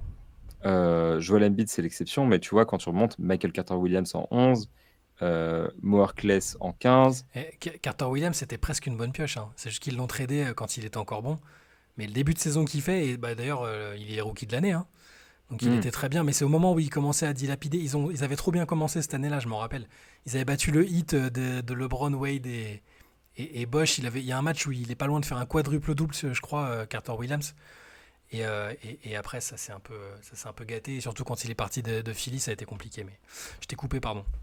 Non, mais je t'en prie, de toute façon, j'avais quasiment fini. C'est juste que ils ont eu toutes ces chances-là et ça s'est rarement converti. Après, pour plein de raisons. Je dis pas que effectivement Carter Williams, ne serait-ce qu'à la draft, il y avait le contexte pour le prendre. Donc c'est logique qu'ils le prennent. Pareil, Ben Simmons, c'est un mec que tu pouvais pas Hmm. laisser passer ailleurs qu'en première position. Markel Fultz, ça avait du sens. Tout le temps, ça a eu du sens. Maintenant, c'est vrai que du coup, je suis un peu déçu parce qu'on avait le potentiel d'avoir vraiment plein de talents calibre All-Star réunis au même endroit. Ouais. Avec un taux de succès qui aurait été ne serait-ce que de 30%, ça aurait pu être quelque chose de magnifique. Et tu vois, c'est un peu un rêve manqué. Donc ça, c'est mon problème avec les Sixers. Ça me Sur fait les penser à un Spurs et la truc. reconstruction, doucement, hein, Ouais. parce que Wembanyama, il n'est pas venu nulle part. Re- Là, t'entendre reparler de Simmons et de sa draft, j'ai revu passer le scouting report de Jonathan Givony sur Ben Simmons à l'époque. Alors, Givony dit pas que des choses qui fonctionnent avec le temps, hein. Il y a une marge d'erreur, hein, comme pour tout le monde, mais pour le coup, je sais pas si on peut faire un meilleur scouting report que ce qu'il avait fait sur Ben Simmons à l'époque, quand il Ah, était c'était exceptionnel, ouais. à Louisiana State. Donc, je vous le lis, mars 2016. Donc, tu as les mensurations du garçon, hein, à sa position, point guard. Et dans le petit résumé, alors je vais le traduire en instantané, désolé si ça fait une traduction approximative, mais en gros, le manque de compétitivité de Simmons dans les matchs cruciaux pose des questions sur sa personnalité. Donc on savait rien de lui, hein, on l'avait jamais entendu parler limite, hein. On savait que c'était un énorme talent, il était à Monteverde. Sur ce qu'on voyait au niveau des highlights, c'était phénoménal. Enfin, on parlait pas du shoot ou quoi que ce soit, parce qu'il shootait très correctement. Ceux qui le connaissent le mieux disent qu'il a besoin que les choses tournent autour de lui, sur et en dehors du terrain, et qu'il a souvent été fermé à l'idée d'être coaché ou de recevoir des instructions. C'est énorme quand même. Enfin, donc c'est l'analyse du gars et il y a même pas les trucs positifs dedans. Il a vraiment juste mis ça comme si un énorme red flag. Quoi. Et alors le scout en question, c'est Givony qui est plus vraiment un scout. C'est un journaliste scout maintenant qui est sur ESPN à chaque draft. Vous pouvez le suivre. Il y a des trucs, des takes qu'il fait qui sont pas bonnes, comme tout le monde, et d'autres comme ça qui sont waouh, c'est impressionnant. Ouais, c'est clair que quand tu remontes ça, enfin quand tu vois ça maintenant, soit en fait c'est un profil psychologique, c'est différent. C'est Ouais. quand tu vois un joueur et que tu dis, je sais pas, je me dis qu'il a le potentiel de devenir un excellent shooter, malgré son pourcentage kata et waouh, le joueur c'est Stephen Curry. Bon, tu vois, c'est différent de voir quelque chose en jeu. Là, de cerner, l'humain psychologiquement comme ça, c'est intéressant. Ouais. Après ouais, voilà, Givony, la raison pour laquelle, Mike Schmidt, lui, a trouvé un travail, dans une franchise et pas lui, je pense que c'est aussi parce qu'il est pas irréprochable sur sa qualité de scouting, on va dire. Ouais. Mais, mais oui, voilà quoi, ça reste une référence en la matière, c'est un spécialiste, il sait de quoi il parle quand même et quand tu vois ça, c'est impressionnant quand même, Mais clairement. c'est marrant de. Faudrait retrouver. On devrait faire un article sur les scouting reports des plus grands joueurs, des plus grands joueurs de l'histoire. Tu vas voir ce qui se disait vraiment. Enfin, là, quand c'est récent, on se souvient à peu près, tu vois. Mais quand tu remontes un peu, il y a forcément des trucs négatifs et des gens qui. Enfin, des avis qui ont dû très très mal vieillir, à mon avis. Mais Ah, c'est sûr. Ne serait-ce que sur les dernières drafts, tu vois, je sais pas, il y a eu, si tu remontes, à Yanis, par exemple, tu as trouvé une flopée de trucs. Rudy Gobert, pareil, tu as trouvé plein d'exemples de mecs qui se trompent ouais, complètement. Je sais pas, dans les mecs, qui ont été draftés un peu bas, Nikola Jokic. Est-ce ouais, que tu peux trouver vraiment beaucoup de scouting reports? C'est la première question, mais s'il y en a, il y a sans doute des mecs qui sont bien plantés. Mais voilà, hein, c'est à chaque fois, je le dis quasiment, mais de toute façon, quand tu vois des jeunes basketteurs, c'est toujours difficile de vraiment se projeter, de te dire quel est leur plafond concret, quel est leur plancher concret, d'évaluer leur qualité, de dire ce mec va devenir X. Givony, quand il écrit ça, veut pas dire que Simmons va rater un panier en playoff, enfin, pas rater du coup, mais pas prendre le panier face aux Hawks en playoff. Il n'a pas cette prémonition-là, ouais. mais il le cerne bien. C'est quand même les mauvais scouting reports de Givony et d'autres montrent quand même la complexité de cerner les jeunes joueurs. C'est ça que je voulais dire. Ouais, non, mais de toute façon, c'est un métier qui est. C'est ultra compliqué parce que même en suivant tous les matchs, t'as pas tous les tenants, les aboutissants, le côté psychologique, mental. Tu peux pas tout savoir. Il faut voir aussi, tu dois imaginer s'il va s'adapter à la NBA. Enfin, moi, il y avait un site alors, j'essaie de le retrouver en même temps que je parle, mais je crois que c'est Draft Express. Tu sais, à chaque fois, ils font des petits, juste ils comparent un joueur passé ou actuel, mais avec un petit commentaire du genre Draymond Green du pauvre ou machin light ou un Sean Livingston plus petit. Et il y a des trucs c'était phénoménal. Je les avais mis de côté un moment, il faudrait que je les retrouve, mais des combats, sur Kevin Serafin, il y avait un truc de fou.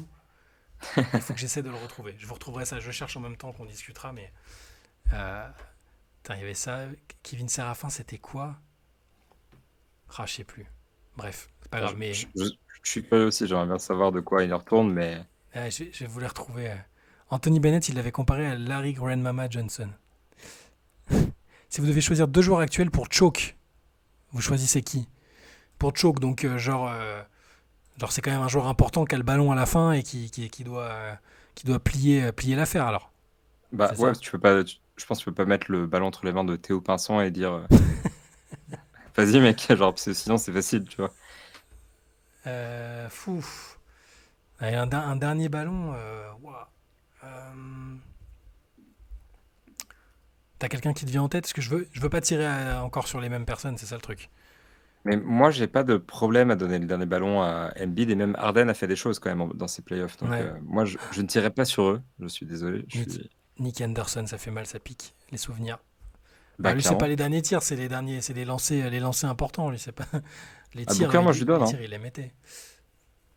Booker, moi je lui donne carrément le comment dire le shoot de la gagne, il y a pas de problème. Maintenant, ouais, je pense. J'ai envie de mettre de l'obvious, tu vois, de dire du Draymond Green, du Rudy Gobert. Ouais, mais Tu vois, ça, c'est des. tu peux pas leur donner le dernier shoot. Enfin, te choquer. Ou alors juste devenir subitement mauvais, ce serait plus ça. Devenir Bah, cata à un Draymond Green, il l'a moment. fait déjà. Hein. Je sais pas si si tu te souviens de ce moment, il y a une séquence où je sais plus quand exactement. C'était un match vraiment en jeu, en l'occurrence, et Green prend un rebond défensif Ouais. euh, et il se casse tout seul. Il fonce vers le panier. Il prend un tir dégueulasse, tu vois, alors qu'il est entouré par Klay Thompson, Kevin Durant, etc. Et après, il est sur le banc, il est trop vénère, et il engueule un peu tout le monde et tous ses coéquipiers sont fâchés. Et Kevin Durant revenait là-dessus récemment, justement, en disant c'est à partir de là que j'ai commencé à m'isoler un peu parce que à ce moment-là, Ouais. Personne n'a parlé de ce qu'avait fait Draymond et on a juste glissé ça sous le tapis. Et donc, tu vois, Draymond Green qui refait ça, j'ai envie de dire que effectivement, c'est peut-être un mec sur qui je compte pour choquer.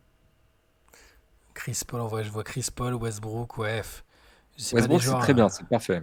Ouais, mais ouais, est-ce qu'aujourd'hui, il aura encore. Est-ce qu'il prendrait encore les derniers tirs aujourd'hui? Je suis pas sûr. Il y a eu une époque où je trouvais que c'était vraiment. Alors, je sais pas si on peut appeler ça choke. Parce que c'est plutôt. Quand il jouait au KC, il y a des phases où je me disais, putain, le gars, il se rend pas compte qu'il joue avec Kevin Durant. Et il va prendre le dernier shoot ou il va prendre les quatre derniers shoots. Et la personnalité de Durant faisant que c'était pas conflictuel, il les prenait et c'était compliqué. Aujourd'hui, j'ai l'impression qu'il le ferait pas quand même. Donc le Westbrook d'aujourd'hui, non, je pense qu'il choquerait pas trop. Enfin, il aurait pas Bah, l'opportunité de choke. on l'a vu en saison régulière quand même, mais Ouais, quand même, avec les Clippers, on l'a déjà vu. Parce ouais. que, tu sais, quand Kawhi et Paul George étaient out, il n'y a pas le choix, quoi. Il y avait une vidéo de Blight sur les pires et meilleurs tireurs de clutch shot. Ouais, mais alors est-ce que ça veut dire que, ouais, si des mecs, si un mec en met 14 et qu'on a raté 95, il en a quand même mis 14 et on peut s'en rappeler, tu vois. C'est autre chose. Mais le choke, c'est vraiment se liquéfier. Tu vois, par exemple, euh, LeBron en 2011, pour moi, c'était un Ouais. choke dans le sens littéral du terme, parce que c'était déjà un joueur monstrueux. Et tu sens qu'il s'est affaissé sous la pression et qu'il a laissé Dwayne Wade essayer de sauver les meubles. Mais il prenait pas les responsabilités. Moi, je demande pas ce qu'un mec il prenne forcément toujours le dernier shoot, le tir de la gagne, ce que LeBron a fait plusieurs fois après, hein, d'ailleurs. Mais là, il arrivait à rien. Tu sentais qu'il était, ça se voyait sur le visage que c'était compliqué. Donc, mais c'est une des seules fois où ça a été vraiment visible parce qu'après, il a quand même rectifié le tir. Mais sinon, ouais, c'est plutôt de manière globale en playoff, j'ai pas confiance en James Harden par défaut. Par défaut. Non, mais par défaut, j'ai l'impression que ça, c'est compliqué pour lui en playoff, donc je le mettrais dans cette catégorie-là. Si Choke, c'est devenir subitement beaucoup, beaucoup moins fort que ce qu'il est en saison régulière, James Harden, évidemment, probablement Joel Embiid aussi pour l'instant, même si lui, je lui accorde toujours, malgré mon scepticisme, il y a le côté, j'arrive à 60% physiquement en playoff et c'est compliqué. Hmm, Bah, dans les mecs sur qui on a déjà tiré, Karl Anthony Towns, c'est quand même un choix assez logique parce qu'on parlait justement de ce côté où, dans les matchs en jeu, il a tendance à se perdre complètement, à devenir. Ah, mais il passe euh, pas un tour de toute façon, donc on peut même pas. Est-ce qu'il est vraiment sur le très très haut niveau? De toute façon, il est pas là, donc. Bah, il choque le play-in, il n'y a pas de problème. Ça se fait. Ouais. Reggie Jackson, c'est complètement gratuit ça. Le pauvre Reggie, il a rien demandé. Et il est pas champion NBA, Reggie Jackson, là. Je pense qu'il s'en fout pas mal de. C'est vrai, c'est vrai. Il s'en fout pas mal d'être considéré comme pas clutch. Il a eu sa bague. Typiquement, malgré les idées reçues, mais Westbrook est loin d'être le pire pour les tirs de la gagne.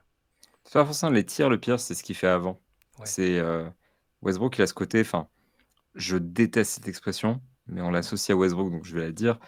Paulès en tête, où effectivement, sur les actions clutch, il a tendance à driver fort Mhm. et souvent faire la mauvaise passe. On l'a vu d'ailleurs aux Lakers, il y avait eu cette passe qui était horrible et Ah qui avait ouais, coûté un match aux Lakers et Shaq tout le monde Tino-Fall. l'avait Ouais, tout le monde l'avait vraiment, enfin, tout le monde l'a critiqué de malade parce que c'était un choc monumental ouais. et en fait, il prend les mauvaises décisions globalement. C'est vrai que période OKC, je pense notamment à 2017 et son titre de MVP, il y a ce fameux shoot face à Denver qui marque un petit peu quand même. Hem, mais fatalement, en fait, Westbrook, c'est un mec, tu pas envie de lui donner le ballon à la fin du match parce que il prend pas toujours les bonnes décisions. Mais ce côté prise de décision, euh, c'est là où j'admire beaucoup les mecs qui arrivent à être clutch et tout en ayant fait un match énorme avant. Parce que à ma minuscule échelle et dans un autre sport que le basket, et encore quand je joue au basket et que je suis crevé, je prends évidemment des mauvaises décisions parce que c'est pas le sport que je pratique avec le plus depuis le plus longtemps. Mais tu prends au foot, au 85e minute, quand tu as couru comme un dératé, déjà c'est très compliqué de parler dans un micro. Mais alors, non mais vraiment, tu sais, t'as vraiment le sang, t'as le cerveau qui est plus irrigué, quoi. Et alors prendre les bonnes décisions, c'est relâcher le ballon au bon moment, faire le bon geste et tout, quel que soit le sport, je trouve que c'est surhumain, quoi, de réussir à être lucide dans les moments d'extrême fatigue. Et Westbrook, on peut le critiquer autant qu'on veut, mais il a une telle débauche d'énergie. Enfin, le mec ne triche pas, on est d'accord. Il triche jamais, le gars. Il est tout le temps à 200%, et donc ça implique bah ouais, ce côté poulet sans tête que tu évoques, c'est-à-dire de foncer tout droit et d'essayer de faire la différence par sa dimension athlétique. Bah, ça implique aussi peut-être qu'à un moment, le cerveau, il est moins irrigué, quoi. Et Julius Me- Randle, putain, Julius Randle aussi, c'est dur. Merci Angie pour le follow, enfin pour le Merci sub beaucoup. Prime. Ouais, non, non, mais c'est vrai que après, du coup, cette dimension quand même physique que Westbrook a en fin de match, elle est quand même impressionnante. Mais je suis ce que tu dis justement. Quand tu joues avec l'intensité de Westbrook, je trouve, on le remarque beaucoup chez les joueurs qui ont un jeu qui demande beaucoup d'intensité physique. En fin de match, faut pas forcément compter sur eux. C'est vrai que c'est normal en fait. C'est plus simple quand tu as un shooter spot-up de shooter en spot-up à la fin du match que quand tu as un mec qui joue en transition essentiellement et qu'à la fin du match, on te demande de mettre un panier en transition. Hmm. Ça devient dur. Et c'est dans ces moments-là que tu apprécies encore plus, je trouve, des actions comme par exemple celle de Yanis en finale NBA qui l'ont permis de clore la série contre les Suns, ce contre, ce alley-oop. Ouais, Euh, c'est le genre de choses où tu te dis, les mecs, je Holiday et lui à la fin, étaient bien dans leur tête quand même, étaient bien physiquement, alors qu'ils venaient de jouer 40 minutes de jeu au plus haut niveau. Et bah, c'est impressionnant, quoi. ouais. Après, moi, je préférais la question dans le sens, qui est-ce qu'on prendrait pour mettre le shoot en fin de match? Moi, je préfère le positif que le négatif. C'est vrai, c'est pour ça qu'on t'aime, hein, tu sais, c'est nous rappeler qu'il faut trouver le positif dans la vie et pas être négatif comme les vieux aigris qu'on est avec Antoine, Théo et compagnie. C'est ça, moi, je suis encore pas encore dégoûté de la vie, donc il faut en profiter. Contrairement à nous, c'est ça. Ah, Robert Torri, ton copain Ben, Robert Torri. Ouais, mon meilleur pote Robert Horry, à qui je donnerais, je pense, pas mal le ballon. Justement, j'avais fait, du coup, si Shai dit que c'est mon copain, c'est parce que j'avais fait une interview avec lui. Je lui avais demandé s'il pensait être le joueur le plus clutch de l'histoire et pourquoi. Il m'avait répondu un truc assez marrant et je trouve marquant. Il m'avait dit, oui, je pense être le mec le plus clutch de l'histoire parce que les autres mecs, comme, admettons, je sais pas, Kobe avec qui il a joué, ils ont le ballon tout le temps entre les mains.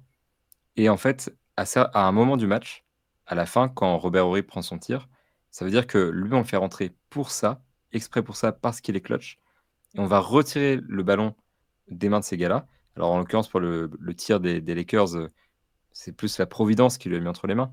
En tout cas, parfois, on lui a donné ce ballon-là, justement pour prendre son tir, parce que c'était le mec clutch de l'effectif. Et c'est vrai que ça pose un homme quand même de se dire que le mec était vraiment Mister Clutch dans toute sa splendeur. Il servait quasiment qu'à ça au final en fin de match. Et je trouve que ça lui donne un côté un peu mythique qui est Ah, fascinant.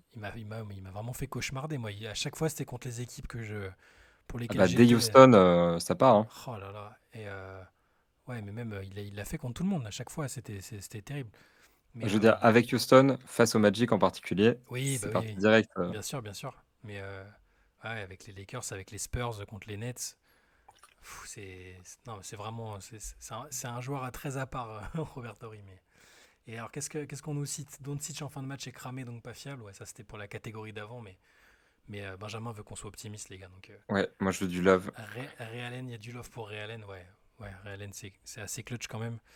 Enfin, il y a un Ah, tir, forcément, on se souvient surtout d'un tir et qui était même pas un game winner, c'est ça, on se souvient pas, mais c'était pour arracher une prolongation. Steve Kerr, bah ah, mais moi, quel tir quand même. Steve Kerr, bah oui, il y a le shoot fantastique pour le titre et le joueur Super Nintendo pour moi, la fiabilité incarnée à 3 points. Oui, Lillard, parce qu'il y a tellement d'images. Le mec a quand même plié 2 séries sur des shoots au buzzer. C'est quand même bon. C'est-à-dire, quoi qu'il advienne sur la suite de sa carrière j'allais dire avec Portland ou ailleurs, mais là ce sera sans doute ailleurs. Mais c'est quand même ultra clutch. Il restera dans l'inconscient collectif. Il a marqué cette génération par son côté clutch et ça, on peut pas du tout lui enlever. Puis il y a la Euh, distance aussi ah ouais. quand la défense couvre vraiment la ligne 3 points. Il y a Hum. un moment aussi où les gars qui sortent, c'est aussi les Curry et surtout du coup Lillard qui a à la fois ce côté sang-froid et la range en plus pour trouver son espace et prendre son tir. Donc Il shoot Lillard, presque, ouais, je pense il shoot que presque à 33% sur les tirs très lointains. j'ai pas la stat exacte sur les shoots vraiment, mais oui, il a des stats qui sont monstrueuses à ce niveau-là. Quel dingo celui-là. Butler c'est fou parce que oui, oui, bah, on a vu hein, la campagne du 8, le gars a pris l'équipe sur ses épaules, il a été incroyable. Mais je me rappelle du tir de l'année dernière qui est pas passé. Ils sont quand même pas passés très loin d'aller en finale l'année passée non plus. Euh, T-Mac, il y a le hit check contre les Spurs qui est historique, mais est-ce que globalement c'était un joueur très clutch? Ah, c'est J'ai comme la phase, je pas ce pense, la plus souvenir là. clutch de l'histoire, mais par contre, à part ça, ouais, il y a pas non plus d'exemple. Ouais. très marquant. il a le coup de chaud le plus énorme de l'histoire, c'est sûr. Je suis un peu étonné de pas avoir plus de on a eu un Michael Jordan, typiquement, c'est un mec qu'il faut citer quand même parce qu'il y a Ça eu va, quelques ouais. moments intéressants. C'est tellement évident que. C'est ça. Mais je suis surpris de pas qu'on ait pas plus de Kevin Durant, déjà, qui mine de rien, notamment quand il était aux Warriors, a fait preuve d'un sang-froid qui était, parfois Ouais, terrifiant. c'est terrifiant. Vraiment, enfin, quand il était face à LeBron et juste ce petit cross, il prend son tir, ça rentre. Dans les moments les plus chauds, tu vois, où, il aurait tout intérêt à prendre un écran et vraiment construire une action offensive Ouais. développée et juste dagger comme ça et monstrueux. Durant m'a marqué pour ça et pareil, Kawhi Leonard qui a quand même un tir exceptionnel à son actif et même de manière générale était quand même un tueur de sang-froid quand il était aux Spurs aussi, qui a toujours eu ce truc-là. C'est quoi la La question juste, question Déco, ouais. je t'en prie. Non, non, c'était juste. On parlait des joueurs qui étaient l'inverse des chokers. On voulait être sur une note plus positive, l'inverse des chokers. Donc, je sais pas si l'inverse de choker, c'est être vraiment ultra clutch. C'est plus être à la hauteur des attentes, moi, j'ai l'impression. Ou alors être bien meilleur d'un coup. C'est pour ça que Robert Torrey, c'était une bonne réponse, je trouve. Mais si on reste sur les joueurs clutch. Euh, ouais, Jerry West, il était surnommé Mister Clutch. Donc, forcément, même si c'est un peu paradoxal parce qu'il a gagné une fois et là, il a perdu 8, donc c'est qu'il n'a pas été aussi clutch que ça. Mais il y a beaucoup de situations où il était réputé pour ça dans les matchs. On n'a pas toutes les archives, mais il était réputé pour plier les matchs à chaque fois à la fin en augmentant son niveau de jeu. Donc la plus grosse clim de l'histoire, Ray bah ouais, ouais, c'est ça. Ah, je Qui est suis même pas pas si un game sûr winner. en vrai, hein. Quand même, mine de rien, le shoot de Kawhi Leonard face aux Sixers, Oh, en termes de clim, c'est la plus grosse parce clim que pour moi. parce qu'en plus, il climatise, tu vois? Enfin, non seulement il climatise les Sixers et vraiment il les élimine, pas de prolongation, c'est fini. En plus, il y a ce contexte où, eux, ils ont une équipe qui est formée depuis 1 an et les Sixers aussi et en fait, ils climatisent le front office qui a fait venir Jimmy Butler, qui a fait venir Tobias Harris dans la saison, qui jouait tout à ce moment-là et genre, d'un coup, tu as ce shoot-là et c'est poubelle Jimmy Butler, poubelle Tobias Harris, poubelle toute votre année, poubelle toute votre série, alors qu'ils étaient encore très, très forts à ce moment-là et où Simmons était encore très performant, Ouais. sur un tir qui rentre du bout des doigts. Le mec, après coup, il dit: «C'est que de la chance» et avec cette pose d'assassin comme ça, en termes de clim, je pense qu'on fera pas mieux. Reggie Miller, il spécialiste de la climatisation au Madison Square Garden, évidemment. Il arrive avec sa petite trousse à outils. Qu'est-ce qu'on Paul a Pierce, d'autre c'est comme pas mal ça? en vrai. Pire, je crois qu'il y avait une stat des. Il y avait une stat des game winners ou ou des points dans le clutch et Paul Pierce pardon, était quand même très très bien placé.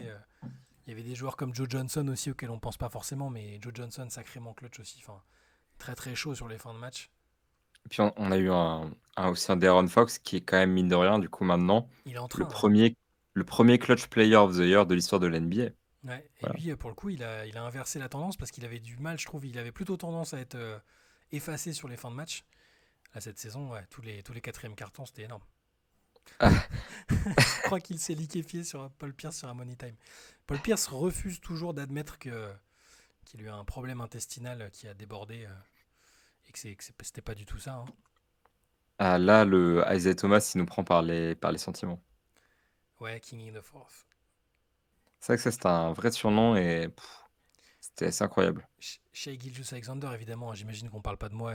J'ai pas trop eu la clutch attitude cette année sur le terrain, mais Shea Gilgeous-Alexander, cette année, énorme, plein de sang-froid dans les moments chauds, c'est vrai. Après, il faut voir quand c'est sur une saison, c'est comme pour Fox, il faudra voir si c'est une tendance tout au long de sa carrière ou si c'était une parenthèse enchantée, entre guillemets. Merci à Waits, merci pour ses compliments et ses encouragements. Je vais juste brancher, mais je suis en train de m'apercevoir que j'ai pas branché l'ordi portable et si on veut pas être déconnecté de manière sauvage, Mais j'en je ai t'en pour prie. 30 secondes, tu peux raconter ta journée, Non, ce que ça va tu aller. ce que tu veux. J'en Ah, ai pour j'ai 30 gagné mon secondes. Trivial Poursuite, hein, je tiens à Ah préciser, ouais, ça bah, c'est je voulais le savoir justement. Ouais. Est-ce que la donnée. t'as pas eu de questions sport? Si, si, j'ai eu quelques questions sport, mais c'était des trucs débiles, genre c'était, du style, enfin, genre, quel est le genre de volley qui doit porter un maillot différent des autres? Ah oui, d'accord. Trop bien, quoi. Bon, ça va, les questions sport étaient faciles, Là, mais un indice s'inscrit sur votre écran et vous qui êtes chez vous, quelle est la réponse? non, mais on devrait faire un Trivial Poursuite, basket avec le chat. Ça pourrait être marrant. Mais Mais pendant que. Ah, là, du coup, t'as branché ton ordi déjà? Non, pas encore, j'y vais. Je Ah, ok, parle, mais. j'ai cru que t'étais flash, j'étais impressionné. Non, non, Non, j'arrive. dans le côté répondre aux attentes que Shai mentionnait juste avant, effectivement, petit Jean, Tim Duncan, je remonte un peu haut. C'est clair que c'est le genre de joueur où tu pouvais lui donner le ballon et être à peu près sûr de la manière dont il allait shooter et de l'efficacité avec laquelle il allait shooter, peu importe le moment. Donc c'est vrai que ça joue. Euh, mais non, non, clairement, là, on a plein, plein, plein de gars. Dans les clims les plus fortes de l'histoire, il y a aussi cette anecdote de Bill Russell et des ballons suspendus au plafond. C'est vrai que le côté où les bannières étaient sorties, c'est fort, petit Jean, euh, pour Ray Allen et que c'est les finales NBA.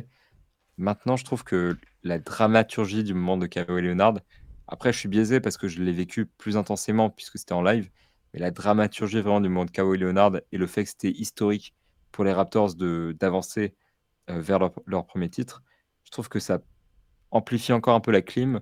Et c'est pour ça que je le cite comme le plus gros moment de l'histoire, c'est que en fait, il y a tout pour faire une merveilleuse histoire et tout pour faire une clim énorme. Et derrière, en fait, tous les problèmes des Sixers maintenant qui sont liés à Ben Simmons, James Harden, etc., ça part de là, en fait. Il suffit de remonter à ce tir-là de 2016 et la clim est encore en activité euh, à Philadelphie. Ouais, non, je suis assez d'accord sur Après, il y a toujours le côté du truc le plus récent qui reste dans les esprits, mais ouais, après, forcément, le dernier shoot de Jordan, après, bon, je suis d'accord, ça n'a pas les mêmes implications, il n'a pas détruit une franchise. Enfin, bon, le Jazz, après, le Jazz aura jamais gagné le titre et a raté sa fenêtre, mais c'est vrai que là, parmi les trucs récents, ça et le shoot de Ray Allen pour égaliser, clairement, qui change toute la dynamique des finales. Hmm. Ouais, ça fait partie des trucs. Nash a eu de bons moments aussi, ouais, ouais, c'est vrai. Ouais, non, mais clairement, après, moi, j'ai un biais par rapport à Kawhi et Ray, c'est que Ray, j'ai regardé le replay et que Kawhi, je l'ai vu en live. Je pense que si tu vis ça en termes de clutchitude un peu différemment. Parce Mhm. que tu vois, quand moi, je regarde les finales du 8, je sais déjà l'issue, en fait. Donc, c'est vrai que je suis moins surpris, je Ouais, je vivrai l'avais un, vu après un peu coup, ouais, moins. c'était pas en live, ouais. Histoire de nous mettre un beau coup de vieux, t'avais quel âge pour les finales 2014 du coup? Non, De toute 2013. façon, c'est très simple pour moi de calculer l'âge. Dis-toi juste, tu prends, enfin, quand c'est après 2000, tu prends ton chiffre après 2000 et tu cut 2000, quoi. Donc, 2013, c'est 13 ans, 2014, c'est 14 ans, D'accord, etc. Donc, pour te mettre un vrai coup de vieux, j'étais en cinquième ou quatrième, quoi. c'est beau. Voilà. Mais oui, fatalement, donc, c'est des choses que j'ai vues en replay, mais quand tu le vis en live, la clim est un peu différente. Le shoot de Damien Lillard sur OKC avec le bye-bye derrière, c'était magnifique. Le gros plan, C'est la vrai que, caméra, alors qu'il est au sol, elle est ah ouais. géniale. Et puis avec Paul George, c'était un bad shot derrière. Et dans le style détruire une franchise, effectivement, ça se pose là aussi, où après tu trades Paul George aux Clippers, Westbrook qui s'en va aussi. Enfin, c'est l'explosion du truc, quoi. Donc, It was a bad shot. hmm. On a juste 15 ans d'écart, Benjamin. Bah ouais, les gens aiment bien, à chaque fois qu'ils te voient, je vois dans les commentaires YouTube, ça vanne un peu sur l'âge, mais voilà. Mais c'est bien comme ça, dans 15 ans, quand j'aurai l'âge d'être pas un daron du basket, mais quelqu'un qu'on respecte un peu plus pour son expérience, vous m'aurez vu depuis 15 ans. Donc, comme ça, vous me connaîtrez, c'est bien. J'étais en cinquième en 93. Ah ouais, c'est pas Moi, mal. en 93, T'étais un concept, une idée. c'est même pas, enfin, tu vois, oui, si, vite fait, quoi. Très vite fait. Moi j'avais 6 ans, hein, donc c'est pas beaucoup mieux. Tout le Ah, monde, tu t'as pas fait d'effort, hein, franchement, c'est ça. fallait vivre plus vite. Tout le monde ne peut pas être un talent générationnel, évidemment, bien sûr. C'est vrai, tout le monde ne peut pas être Shai Mamou. C'est fini. C'est fini. La génération 87, elle est passée. Ça y est. Non Je mais sais même pas combien de joueurs de 87 il reste en NBA là. De joueurs nés en 93, tu vois. ah, attends. Hop. Ça, je suis curieux de savoir parce que la dernière fois, on avait parlé aussi des. Des classes de draft, ouais. Ouais, c'est ça. Oh la vache, Après, il reste pas grand monde, hein. ah ouais, t'as les chiffres, c'est bon. Ça y est, je suis dessus. Est-ce qu'il en reste Oh la vache. Il en reste 3, 4. Il en reste 4. 5. Et dont un dont je suis pas sûr qu'il soit sous contrat. Dis-moi, je vais te. James Johnson. J'ai un gros doute, mais je crois pas qu'il soit sous contrat Ouais, actuellement. mais en tout cas, les joueurs en activité, il y en a. Et sous contrat, il y en a trois. Ok, C'est pas ouf, hein.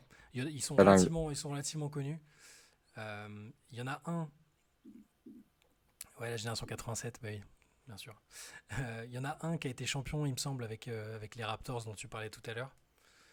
A également passé par Cleveland. Et je sais même pas où il joue maintenant, c'est pour te dire. Il joue, hein, je suis quasiment sûr qu'il est sous contrat.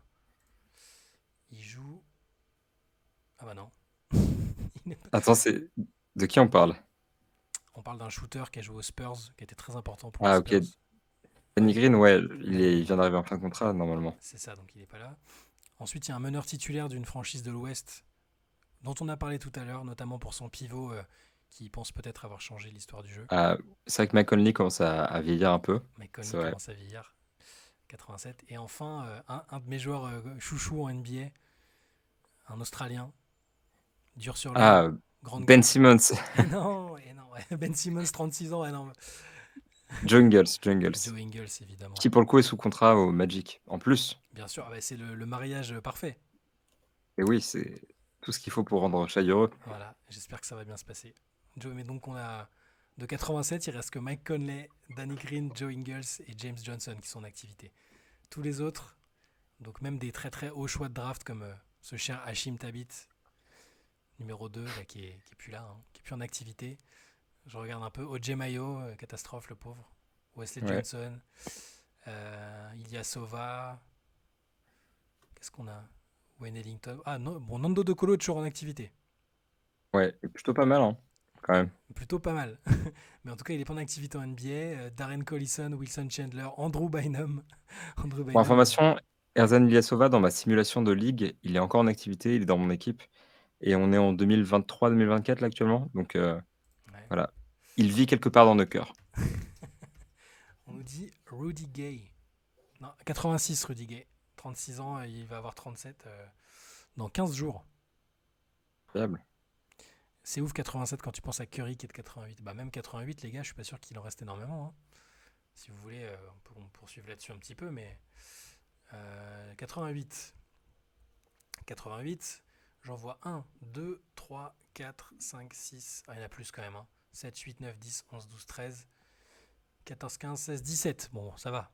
Et Il y a des très gros une joueurs quand question de même. QV aussi, ouais. Voilà. Il y a Russell Westbrook. Bon, Derrick Rose, même si est-ce qu'il est vraiment, vraiment en activité, on verra cette année à Memphis.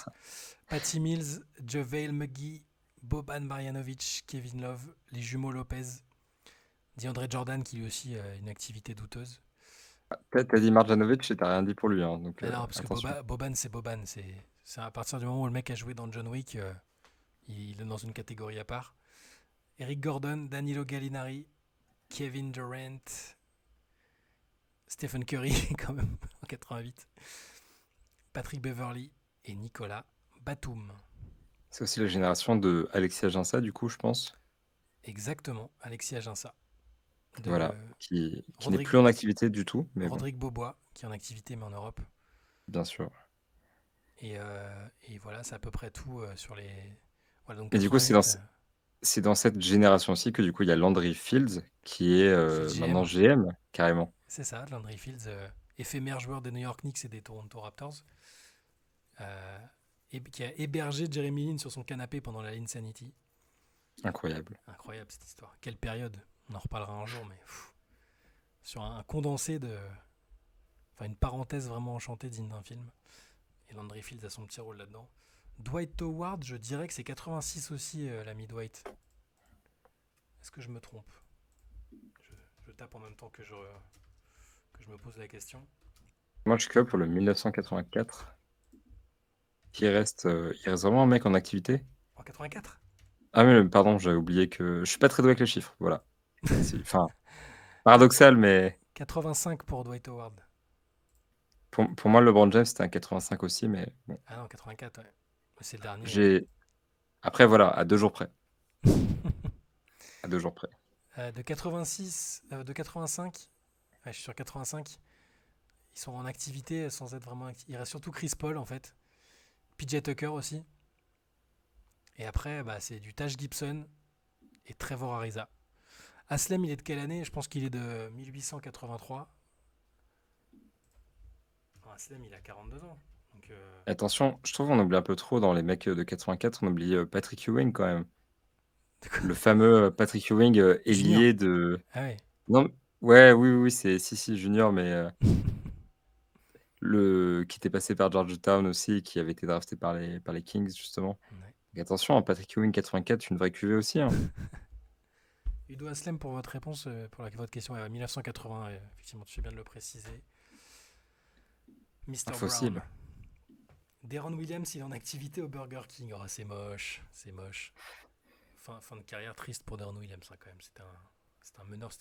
Il y avait la question à un moment, quand ils étaient tous les deux dans leur prime, qui est le meilleur entre Deron Williams et Chris Paul, la question se posait vraiment. Ouais, clairement.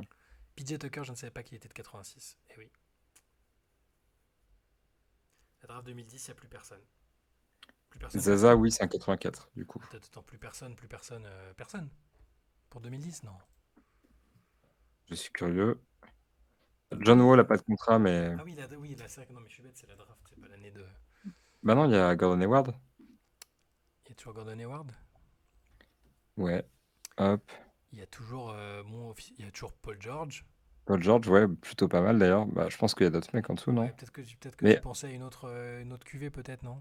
après, c'est vrai qu'il y a plus grand monde parce que tu vois, genre Bledsoe, Avery Bradley, etc., tu vois, c'est des mecs qui ont beaucoup, beaucoup décliné ces dernières années. Ouais. Quincy Pondexter, je sais pas pourquoi, c'est un mec qui m'a marqué, mais Jordan Crawford, Hassan Whiteside, c'est vrai que c'est des mecs qui s'en vont maintenant, en fait. Javel Magui, il est né en 88. Pour répondre à ta question, Captain Monster Time.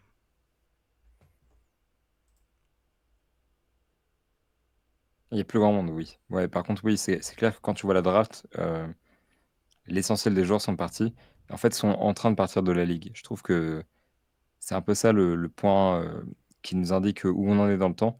C'est que là, les joueurs de 2010, tu vois, je pense à Derek Favors, qui était Mhm. troisième choix quand même. Bon, après, c'était il y a littéralement 13 ans. C'est vrai que, tu vois, c'est un mec qui part maintenant, en fait. Mhm. Mais tu sais, c'est ça qui est. Les coups de vieux, là, t'es pas encore à l'âge où tu prends des coups de vieux.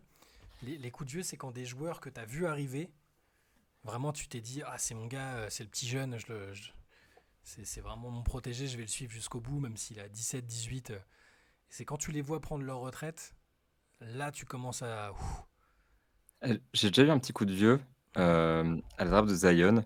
Enfin, c'est pas un vrai coup de vieux, tu vois, c'est un coup de moins jeune, de moins très jeune. Parce que tu le suis depuis C'est qu'il est hypé, depuis qu'il a la hype sur les réseaux. Bah, en fait, c'est que c'est ma génération. Genre, c'est-à-dire que c'est un mec qui est né la même année que moi, Ah tu ouais, vois? ouais. Et du coup, ce stade où je me dis: «Attends», genre, je me souviens, moi, j'étais dans cette pièce d'ailleurs exactement, à Rennes, incroyable. J'écrivais un article sur Zion et je me disais: «Mais attends, là, c'est un mec qui a mon âge et qui joue en NBA et enfin, qui va jouer en NBA, qui va peut-être dominer», tu vois? Qui domine à la fac et tout. Tu sais, genre, tu te regardes un petit peu, tu te dis: «Mais pourquoi moi je dunk pas?» Tu vois? Comment ça se fait que moi je fais 1,70 m et lui il fait 2 m 3 et comment ça se fait que c'est un monstre, tu vois? Donc ça, premier truc. Deuxième truc, je pense, c'était, 1re interview avec un mec qui était plus jeune, où toutes Ah ouais. les interviews que j'ai fait dans ma vie, c'était des mecs, qui étaient plus vieux parce que fatalement, bah, j'étais tout jeune, quoi. Et c'était Nadir Rifi au Media Day et je me suis posé, je lui avais dit, «Bah, ça me fait bizarre parce que tu es plus jeune que moi et ça, c'est super rare», tu vois? Et ça m'a fait un petit coup de vieux, en fait. Mais ça, c'est bien. J'aime bien. J'ai bien aimé ce passage où. Parce que enfin, dans la discussion, c'est dur de. T'as l'air tout de suite trop à l'aise si tu commences à vouloir à tutoyer ou être trop familier. Quand c'est en anglais, il n'y a pas le tutoiement, mais tu sais, Mmh. avec un mec plus âgé, bah, quand c'est toi qui es le plus âgé, tu peux. C'est toi qui es le mec détendu et plus cool et qui a cette position-là. Mais bon, après, moi, c'est ce que j'ai ressenti personnellement. Donc, c'est le seul truc où ça m'a pas dérangé de vieillir. Euh, Vous avez pas vu jouer Jacques Monclar, ça se voit. Non, j'ai pas vu jouer Ah Jacques. non. J'ai pas vu jouer Jacques. J'ai vu plein d'images de Jacques jouer, mais j'ai pas vu Jacques. mais, euh, mais ouais, ouais, bah, tu disais, Vakin, que je verrais quand tous les joueurs en activité seraient plus jeunes. J'en suis pas loin quand même. Hein. Là, j'ai 36. À part LeBron, bon, il n'y en a plus beaucoup. Hein. C'est un peu l'exception. Moi, c'est vraiment, j'ai des souvenirs dans le sport avec des mecs. Bah ouais, je pensais à Carmelo Anthony, donc qui est un peu plus vieux que moi, mais pour le coup, c'est ça, je l'ai vu arriver, je l'ai suivi avec Syracuse, et ça fait bizarre de te dire le mec il est à la retraite. En foot, ça m'a fait ça avec Thierry Henry, ça paraît bizarre, mais parce qu'il lui aussi est plus vieux que moi, mais je l'ai vu arriver, ouah, c'est le nouveau phénomène à Monaco et tout, et puis bah, il est à la retraite depuis quoi, presque 10 ans, je sais pas, c'est fou, mais Ouais, moi, j'ai pas beaucoup connu Thierry Henry de mon vivant sur un terrain de foot, hein. voilà. Mais je pense que Steph Curry, comme Airways le disait dans le chat, ça va être un vrai marqueur pour la retraite. Curry et LeBron, ça va être des marqueurs où les gens vont vraiment prendre des claques parce que bon, LeBron, ça fait encore plus longtemps qu'il est là, forcément. Mais c'est les deux, je pense que ça va faire quelque chose quand même. Et moi, je suis pas prêt du tout à ça, en fait, parce que c'est quand je suis arrivé vraiment dans le monde de la NBA que j'ai commencé à suivre. Hmm. Curry et LeBron, c'était les patrons, tu vois. C'était vraiment Ouais, le symbole Curry de la génération qui était en train d'exploser et du jeu qui était en train d'exploser. Et LeBron, toujours le roi. Et moi, le titre de 2016, c'était vraiment le point de départ euh, du matrixage total, on va dire, de ouais. l'NBA. Hmm. Donc, c'était vraiment, pour moi, c'est important. C'est vrai que quand LeBron et quand Curry vont prendre leur retraite, je vais me dire, mais du coup, ma passion pour le basket qui est plus ou moins née à ce moment-là, avant c'était un intérêt vague, leur a survécu. Pour moi, c'est un truc de fou, tu vois. Hmm. Et c'est vrai que je pense prendre un coup de vieux à ce moment-là. T'auras forcément un temps ouais, un temps d'adaptation. Il peut y avoir des temps. Moi, il y a des temps de passion quand j'étais juste suiveur, observateur, fan. Quand il y a des retraites ou t'as des périodes de creux où tu suis avec moi. Alors là, quand tu es dans le métier, forcément, tu es obligé de suivre. Mais sur le côté passion et vivre le truc intensément, moi, il y a des périodes où avant de commencer à travailler, bah, j'ai suivi un peu moins. Tu vois, typiquement, le titre des Pistons en 2004, bah, j'ai suivi, hein, mais j'avais moins regardé la saison régulière, j'étais beaucoup moins à fond. Les playoffs, c'était moins. Parce que j'avais moins d'équipes qui me faisaient vraiment, vraiment kiffer, tu vois. Donc peut-être que tu auras cette période-là d'entre-deux. Mais bon, en travaillant dedans, si on continue à travailler dedans, on est obligé d'être à fond. D'être à Ouais, fond, puis quoi. tu sais, moi j'aime tout le monde, hein, donc C'est vrai, ça rend les choses plus faciles aussi. c'est vrai, c'est vrai. Puis ouais, t'es fan de Wembanyama, donc logiquement, t'en as pour quelques années encore où t'es. Je me définirais pas comme un fan, encore une fois, mais Non, ouais, c'est vrai, on peut pas dire ça va être ça. c'est le mec que je vais suivre de près pendant les prochaines années, donc j'ai normalement de la marge avant qu'il prenne sa retraite, sauf très mauvaise surprise, dans quel cas je passerai de longues minutes assis dans le noir à me questionner sur l'existence. Moi, j'ai connu deux retraites de Michael Jordan. Ça, c'est Ça, c'est beau, beau, ça, ça. c'est très, très beau. Bah, 3, c'est encore mieux quand même. moi j'ai envie de dire moi aussi en fait, hein. Alors sauf que je m'en souviens pas bien de la première, Bah ouais. mais je me souviens très bien de la sortie de retraite. Parce que pour moi c'était quand j'ai vraiment commencé à suivre la NBA donc en 95 et Jordan c'était un peu le mythe, ouais, tout le monde en parlait, je connaissais mais j'ai surtout vu la sortie de retraite, j'ai vu donc après la retraite officielle, puis la sortie de retraite avec les Wizards et la re-retraite. Et pareil, l'après 3 Jordan, il y a eu un petit coup de moins bien au niveau de l'intérêt, même si les Spurs c'était cool, mais tu vois, immédiatement après, ouais, clairement. c'est logique, Puis, ça fera ça avec LeBron, ça fera ça avec Curry. C'est des moments un peu charnières, mais qu'il faut digérer un moment, hein. 2016, ça a dû être dur en particulier, je pense, parce que Kobe. quand tu Kobe plus Tim Duncan plus Kevin Garnett, Hmm. c'est quand même l'année où c'est 3 joueurs quand même assez iconiques qui partent d'un coup, qui sont vachement différents, que tu Ouais. as pu apprécier, détester. C'est 2016, je trouve que c'est une année particulièrement difficile là-dessus. Par exemple, si tu vois, si LeBron et Curry et admettons Durant, allez, on met tout dans le même sac, prennent leur retraite en même temps, je pense que, tu vois, je vais me mettre, quelque part en position fétale, tu vois? Et genre, essayer de comprendre le monde qui m'entoure maintenant, ce sera plus le même, quoi. Ça va tout changer. Ouais, c'est ça. Une équipe que je kiffais début 2000, c'était les Pacers avec Artest, Jermaine O'Neal, Reggie Miller, Jamal Tinsley, excellent Jamal Tinsley, Stephen Jackson, moins excellent mais très bon, mais surtout complètement fêlé. Avant le Maïs Stade de Palace, c'était l'équipe d'avenir. Bah, il y a des équipes comme ça, hein, pour un jour se pencher dessus, hein, des équipes qui ont raté le train, qui ont explosé en vol, mais alors qu'elles étaient talentueuses. Bah ouais, ces Pacers-là, j'aimais bien aussi. J'aimais beaucoup. Mmh.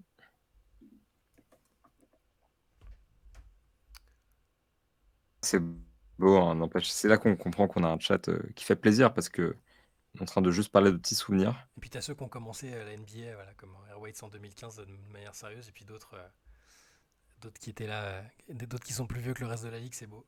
Rencontrer Tinsley à Paris, magnifique. Tu lui as parlé, tu lui as fait signer un maillot, quelque chose. Enfin, bon, j'imagine que tu te baladais pas avec un maillot des Pacers si c'était pas prévu que tu le rencontres, mais on n'aime pas les Pacers quand on est fan des Knicks, monsieur Mamou. Mais je suis pas fan, j'ai jamais été. J'étais plus fan d'Orlando que des Knicks. Les Knicks, je me suis mis à. J'ai toujours bien aimé le concept de la ville de New York, même avant d'y aller. Et après, c'est parce que j'y ai vécu un an et que j'ai découvert les Knicks et que j'ai toute l'ébullition autour que j'ai adoré, mais je me décrirais pas vraiment comme fan des Knicks, tu vois. Plus fan nostalgique d'Orlando et puis plus amoureux de New York que des Knicks à proprement parler, mais comme je disais l'autre jour, c'est les deux équipes que je suivrai quoi qu'il arrive en amour déraisonnable, quelles que soient leurs ambitions et leur niveau de jeu. En plus, les Knicks, c'est un peu l'OM du basket, tu vois. Est-ce que c'est comparable? Je sais pas. En Je sais termes pas, tu de. vois, Ouais. y a pas de vrai truc, il y a pas de vrai résultat Hmm. depuis un bon moment. Tu vois, ça s'appuie sur une histoire semi-glorieuse. Enfin, il y a un truc de fou qui est arrivé, tu vois, dans les deux trucs. Et on s'appuie dessus pour construire la légende d'une équipe mythique. Et tous les fans sont vraiment excessifs, tu vois. En fait, je me souviens que dans une rédac dont je ne citerai pas le nom où j'étais passé, on m'avait proposé un sujet les Knicks sont-ils le PSG du basket? Ok. Et je trouvais ça complètement impossible parce que tu vois, c'est un peu l'inverse en fait. C'est-à-dire que c'est la mecque du basket. On va là-bas pour l'histoire plus que pour les joueurs, je Hmm. trouve. Donc pour moi, c'était aux antipodes. Mais je me suis dit, tu vois, justement, il y a un côté un peu OM, je trouve, aux Knicks, qui peut-être explique en partie son attachement aussi à la franchise, tu vois? Mais non, mais alors, il y a des deux, parce que le comparatif New York-Paris, il y a des grosses villes pour lesquelles les gens sont prêts à se damner pour y aller, pour vivre, il y a ce côté-là. Et alors, sur les résultats sportifs, ouais, c'est ok, j'ai Quand bien. je dis pas de résultat, pour information, je dis pas de résultat comme celui sur lequel on s'appuie, Bien c'est-à-dire sûr, la Ligue des bien sûr. champions dans un cas et le titre NBA dans l'autre. Voilà, ce que dit Jublitz me semble plus exact, c'est ce qu'avait dit aussi Rémi Reverchon dans une interview qu'on avait faite au moment de la sortie de son bouquin et de la comparer un peu les villes. Sur la fanbase, Philly et Marseille, c'est un peu ça. C'est déraisonnable, ça s'enflamme très vite. C'est impitoyable avec les joueurs quand ça marche pas. Et c'est inversement. Ah, c'est pas faux, ouais. Voilà.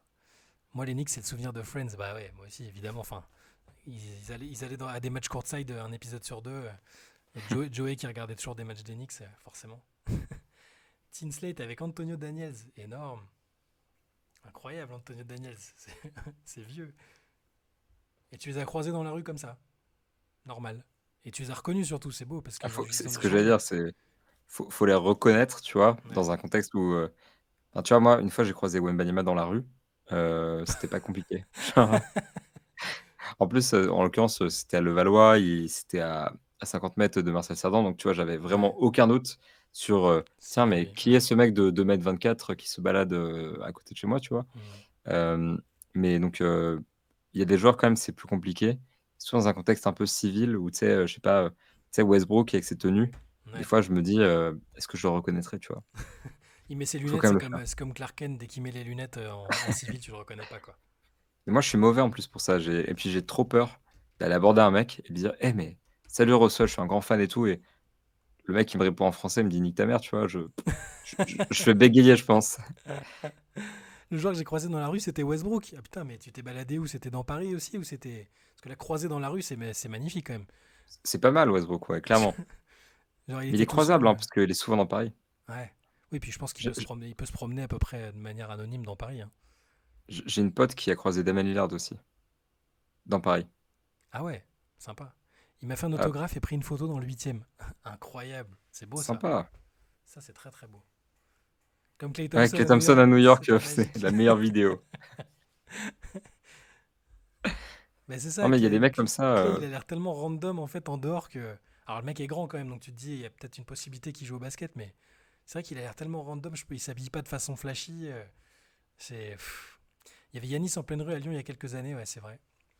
ouais, non, mais mine de rien, c'était quand même un petit événement Ça, parce que je me c'est fou qu'il n'y ait, pas- souviens, c'est fou qu'il y ait pas tant de monde qui l'a reconnu, c'est quand même une ville aussi de basket, Lyon, hein. ouais, puis il était là pour un match de basket aussi, donc Ouais, il y avait son en frère, c'est vrai ça? en vrai, je me souviens que je crois que, ouais, c'était pour Costas, je crois, Mm. et de mémoire, il y avait des mecs qui avaient fait le trajet exprès quand ils ont découvert que Yanis était à Lyon et qui avaient fait le trajet exprès pour aller voir Yanis, Putain, et enfin, c'était un vrai truc quand même. ouais. Mais ouais, Clay, c'est marrant, et récemment, j'ai vu aussi une vidéo, mais je saurais plus dire qui, et ça prouve encore le point de la vidéo. je sais plus qui c'était. Et c'était un mec qui était dans la rue. En fait, un mec lui demandait «Eh, c'est quoi ton travail?» Et genre, le mec, c'était un blanc, tu vois, qui était pas non plus immense, tu vois, peut-être 2 Mhm. mètres, un truc comme ça. Le mec, il est en mode «Ouais, je suis comptable». Et le mec, il le croit complètement, tu vois, parce que il se fait pas reconnaître. C'était Duncan Robinson. Ah ouais, Et j'avoue, il a pas ultra la tête de l'emploi, ouais. bah, on dirait plus Jimmy Neutron que Michael Jordan, tu vois, donc Jimmy Neutron. fatalement. Ouais. Mais c'est vrai que du coup, tu as des mecs comme ça qui sont un peu passe-partout et pareil quand tu les vois dans des vêtements civils, tu es pas prêt, quoi. C'est vrai que si tu croises Kevin Garnett, par exemple, admettons, ou je sais pas, Dirk Nowitzki, tu risques de les reconnaître à cause de leur particularité physique très marquée, du style, le mec fait 2,20 m, heu, mais à part ça, ouais, des fois, c'est galère. Moi, j'ai croisé un Américain à Boulazac. Il faisait la resta dans un bar. Il était bourré et cherchait un strip club. Mais à Périgueux, il n'y en a pas. On l'a envoyé à Bordeaux. C'était marrant. Ah mais ça, On c'est veut, Julien, ça. on veut des noms. En même temps, Babac, Julien, il a tout le notre resto de rédacteur en Bordeaux. chef. Oui, c'est possible que ce soit lui. Il peut se faire passer pour un basketteur américain grâce à son anglais parfait. En même temps, Babac, il a tout le resto de Bordeaux, donc c'est fréquent de le voir. Ouais, c'est vrai. Eh ben, si vous avez d'autres histoires comme ça, n'hésitez pas, les gars. C'est toujours marrant de voir des rencontres. Alors, surtout quand c'est complètement fortuit, parce que pour le coup, effectivement, si tu vas à un meeting où il y a, ouais, où tu sais que des joueurs vont passer à la boutique Adidas ou que c'est dans le cadre d'un NBA Paris Game et tout ça, c'est déjà super de pouvoir les voir. Hein, mais franchement, croiser Westbrook dans la rue, c'est quand même. Alors, Très, très je fort. sais pas à quel stade de sa carrière c'était, mais c'est. Et je sais plus qui disait qu'ils peuvent se balader incognito dans la rue. Alors, pas totalement. James Harden vous dira le contraire, parce qu'il s'est quand même fait arrêter par les flics avec son collègue il y a quelques années à la Fashion Week. Enfin, pendant la Fashion Week. Mais Il y a aussi peut-être des mecs qui avaient croisé LeBron au pif quand il était parti en Corse il y a peut-être 2 ans, je crois. ouais. Heu, tu tu pars en vacances en Corse et là, tu croises un petit LeBron James qui se balade tranquillement, tu vois? Ça doit être bien sympa. Ah, j'avoue. Après, ouais, c'est des endroits où ils peuvent se balader presque tranquillement, parce que c'est pas ultra connecté avec le basket, quoi. C'est ça. Ouais, puis dans Paris, tu vas croiser plein, plein, plein de gens. Si en Corse, tu Mm. t'isoles un peu, c'est clair que tu as moyen de passer un peu incognito, quoi. Ouais. Mais ouais, après ça dépend aussi, ouais, vraiment de la ville. Je pense qu'un basketteur à Rennes, par exemple, et il y a eu, il y a pas longtemps, il y avait Meta World Peace à Rennes, ça m'a bien fait marrer. Meta World Heu, Ron Artest, qu'est-ce qu'il foutait là? je sais pas, c'était il y a peut-être 2 semaines, un truc comme ça, je sais pas du tout C'est pas pourquoi il vrai. était là. Et je te jure, j'ai vu des stories et tout, j'étais en mode: «Mais pourquoi?» Et pareil, je pense qu'il y a pas grand monde qui l'a reconnu dans les rues de Rennes. En l'occurrence, c'est pas une ville de basket. C'est puis c'est Ron Artest, genre c'est pas non plus Pau Gasol qui se balade dans la rue. Je sais pas pourquoi c'est l'exemple qui m'est venu, mais Ouais, ouais. n'empêche, enfin, dans ce genre de ville, tu peux te balader tranquille. Ron Artest, il est encore ruiné. Moi, il s'est marié, il s'appelle Meta Sandy Ford Artest maintenant. Ah pardon. Jean-Pierre Papin Arcachon. Gros con, j'étais jeune, je lui parlais de l'OM, mais ça avait l'air du sujet tabou. C'était l'époque où il était au Bayern. Ah bah ouais, c'était pas le bon moment en plus. S'il était au Bayern, attends, donc ça veut dire qu'il avait déjà perdu la Ligue des Champions contre Marseille, si je dis pas de bêtises, donc c'était un peu E douloureux, quoi. exactement. Exactement, Benjamin était là, il confirme. J'en sais rien, j'en sais rien. Vous savez très bien que j'en sais rien. Ah là là. Rennes Voilà. Artest, exactement, putain, Oh, c'est c'était magnifique, jeu de mots de la soirée. merveilleux. Incroyable. Si on avait des cadeaux à vous envoyer, on t'enverrait un cadeau. Un jour, on en aura à vous proposer, mais c'est très très beau. Non, t'as pas à t'excuser, surtout ne t'excuse jamais pour ce genre d'intervention. Ouais, ça me fait vraiment Mais plaisir. alors, attends, je suis à deux doigts d'enquêter pour savoir ce que foutait Ron Artest à Rennes. J'ai dit Rennes Artest, tu vois. Ça y est, je suis matrixé par le jeu de mots. Et moi aussi, attends, j'allais chercher là J'ai pour te regardé sur répondre et Google, il y a juste un mec le 25 juin Brandon Ingod, Meta World Peace est à Rennes, mort de rire. mais ouais, c'est dingue, hein. Et donc, il y a Mais vraiment personne n'en a il parlé, y a hein. personne qui l'a reconnu. Donc, comment t'as eu vent de la présence de Je sais pas, Meta World War je me demande si j'ai pas vu sa story à lui justement et j'ai ouais, pas reconnu un truc comme ça ou mais je sais plus exactement, rue de la Soif. mais en plus il joue au basket. Je me souviens, je l'avais vu avec un chasuble. En plus, enfin d'une marque que je connais un peu pour des Mhm. raisons obscures et ouais, j'avais vu Meta des World images de lui Peace. en chasuble en train de jouer et tout Ouais. et je me suis dit: «Mais what the fuck?» tu vois? Ah, mais j'imagine vraiment la situation où t'es dans un patelin. Bon, Rennes n'est pas un patelin, Rennes c'est une grande ville, hein, Ouais, mais doucement je merci, sais, voilà. t'as vu, j'ai anticipé quand même. Mais Enfin, si demain tu vas à Rennes voir de la famille, des potes et tu dis tiens, je vais faire un petit basket sur le playground du coin, parce que visiblement c'était en extérieur qu'il a joué. Je crois que c'est en intérieur. Ah d'accord, bon, ça change un peu la donne, mais j'imagine vraiment Mais où tu fais ton basket avec tes potes et puis tu vois Meta World Peace, n'importe quel joueur pro qui débarque, c'est quand même impressionnant. Tu vois, là, récemment, ils ont vu Gobert arriver bon, sur le terrain à son nom, hein, mais à Levallois, ouais. là, ça doit être marrant. Tu vas pour un truc précis et puis tu croises Rudy Gobert, c'est pas mal quand même.